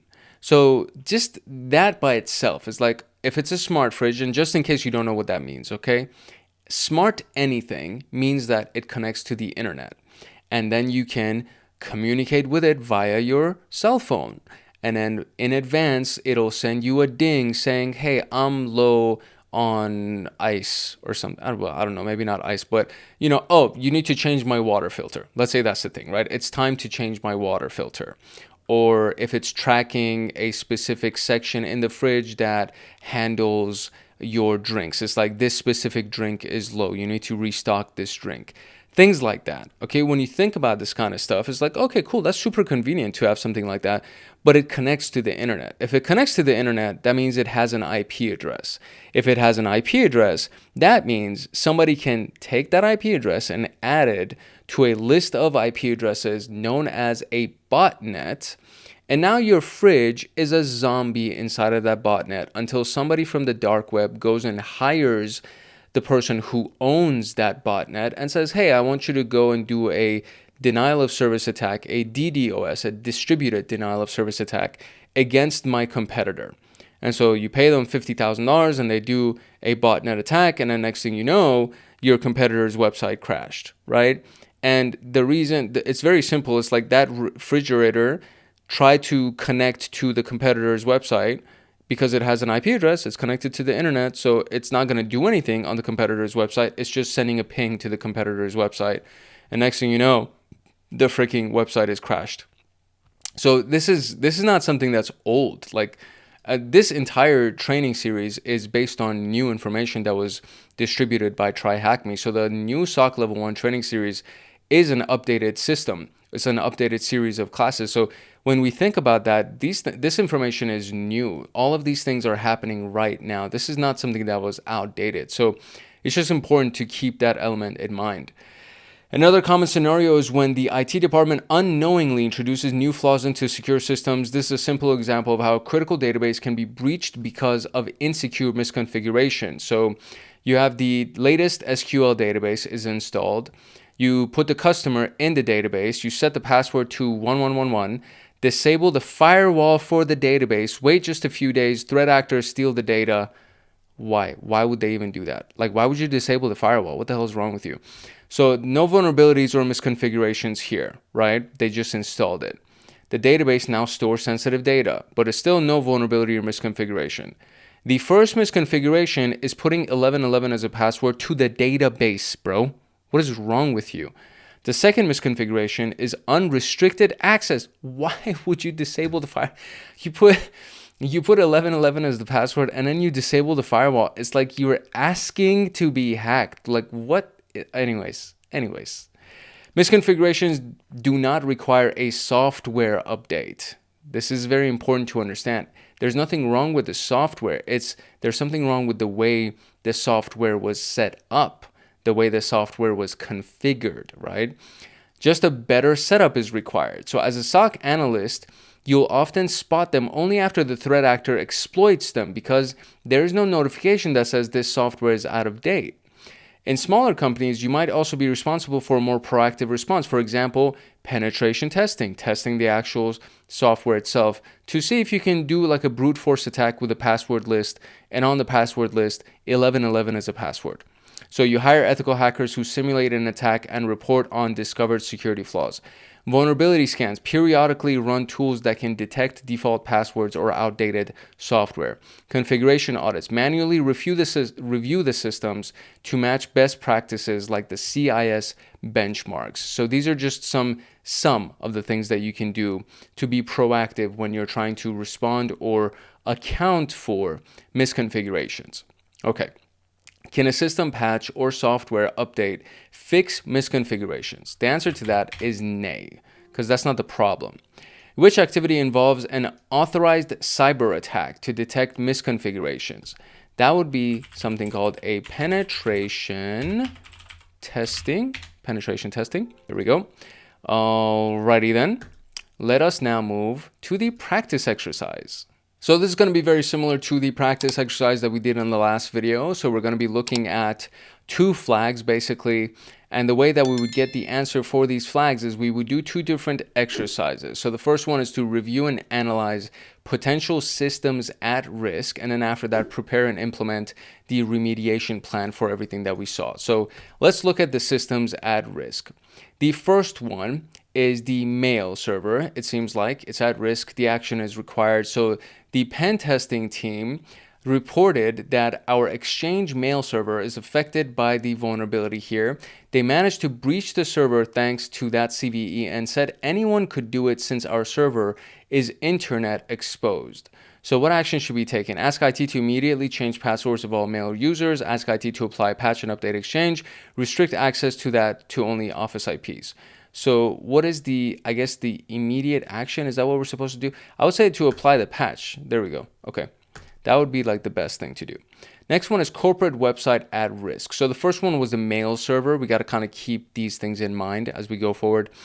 Corporate website at risk, action required. The threat actors managed to brute force an admin panel of our WordPress website and replace the main page with malware links and gambling ads. What action should be taken? Restore the website from backups and close the alert. Update all website components to the latest version and change the admin's password to a more secure one. So they brute forced an admin panel for the website and replaced the image. So it has nothing to do with the website components or restoring it from backups and closing the alert, because you technically do want to restore the website from backups, but you first need to change the password of the admin so that it doesn't happen again, and then you do the restoration. Threat intelligence alert, action required. Our neighbor company was hit with ransomware attacks a week ago. They said it started from an exploitation of their old Cisco firewall and advised us not to repeat their mistake and audit our Cisco devices. So ensure all corporate firewalls are patched and do not have CVEs. Replace all Cisco devices with alternatives. Disable all firewalls until the audit is finished. That's definitely not the answer. And you don't need to replace Cisco devices. Cisco is a really strong name. It's just that you got to make sure that they're all patched and don't have CVEs. That's the thing. Okay, so LPT is at risk. Action required. You observe an unusual spike of security events coming from the designer's laptop. A trusted 3D design application suddenly starts running malicious commands after the recent update. You need to quickly plan your next step. It's an app misconfiguration made by the designer, maybe, or is it? So from designer's laptop, a trusted design application suddenly starts running malicious commands. Okay, so if it's an application, I mean, that's not even an action. It's like it is an app misconfiguration made by the designer. It is a new critical vulnerability in the design app. It is a supply chain attack coming with the recent update. That could be the thing, but it's like these aren't actions. None of these things are actions. I don't like this. The question is very misleading, and none of these things are actions. It's just kind of identifying what's going on. So maybe it's a critical vulnerability. Fine. Maybe it's an app misconfiguration. I don't think so. It would be a supply chain attack because they're using an app for design.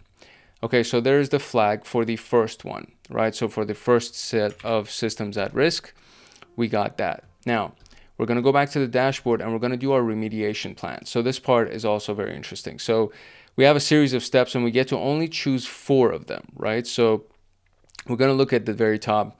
Ask IT to use a single shared account to simplify security monitoring. That's not good. Patch management. Define a clear process for identifying, testing, and applying software patches. That's good. Enforce strong auto-generated passwords for all admin and service accounts. I'm going to earmark that. That's pretty solid. Obscure server naming. Use random servers like X719 to confuse potential attackers. I mean, it's fine, but it's not really that relevant. Install reliable antivirus software on all critical corporate systems. That's a yes. Website restrictions. Block public access to your company's website to protect it from threats. It's a company website, so I don't know if we want to do that. Security training for IT. That is definitely a yes. I would say the password policy is the other one. So let's see if this is it. That is it. Yes, approve all the policies. And there's our final flag, baby.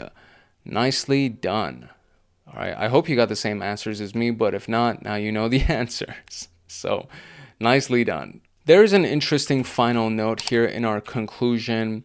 It says, even though SOC analysts don't typically manage systems directly, understanding the common attacks and defenses and sharing them with the IT department is a key to broadening your cybersecurity perspective.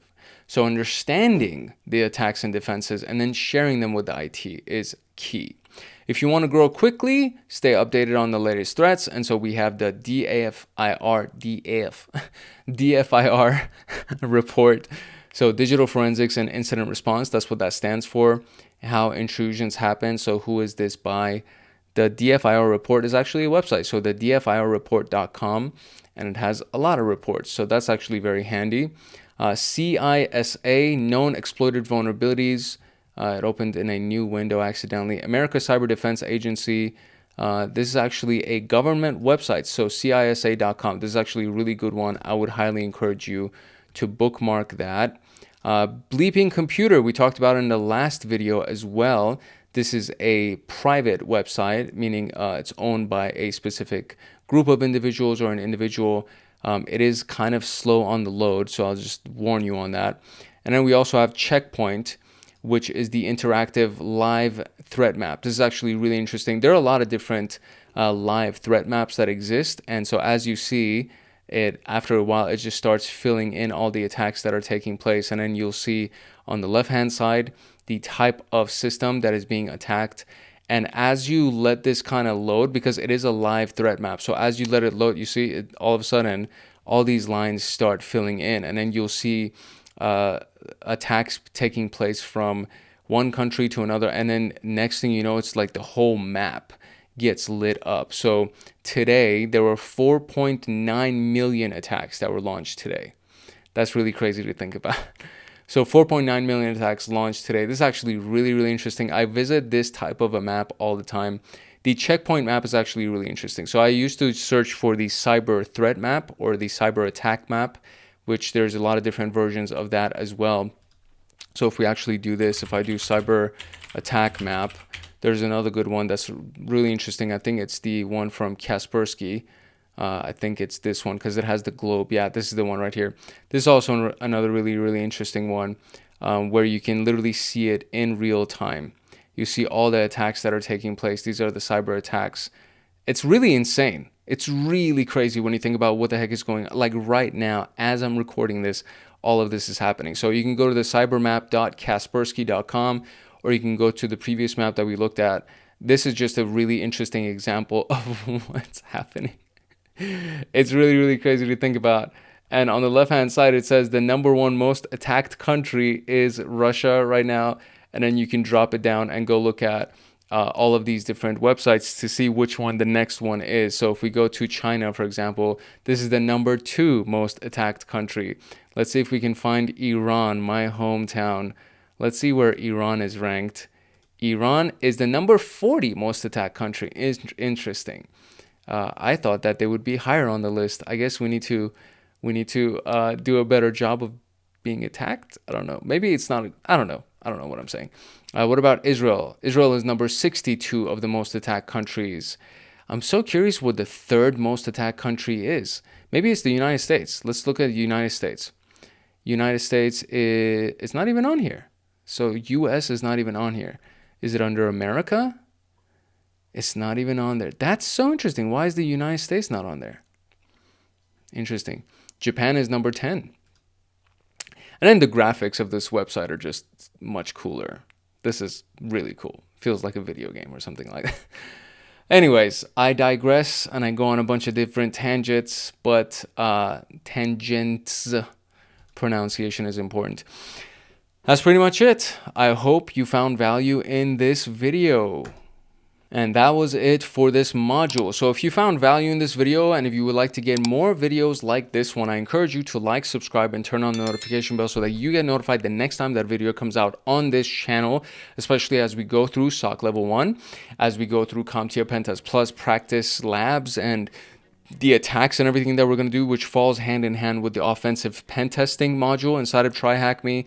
And of course, there's the AI for cybersecurity playlist that started a couple of weeks ago, and that's been going pretty well as well. A lot of people do like it and they receive it really well. So there's been a lot of really good responses to all of those playlists.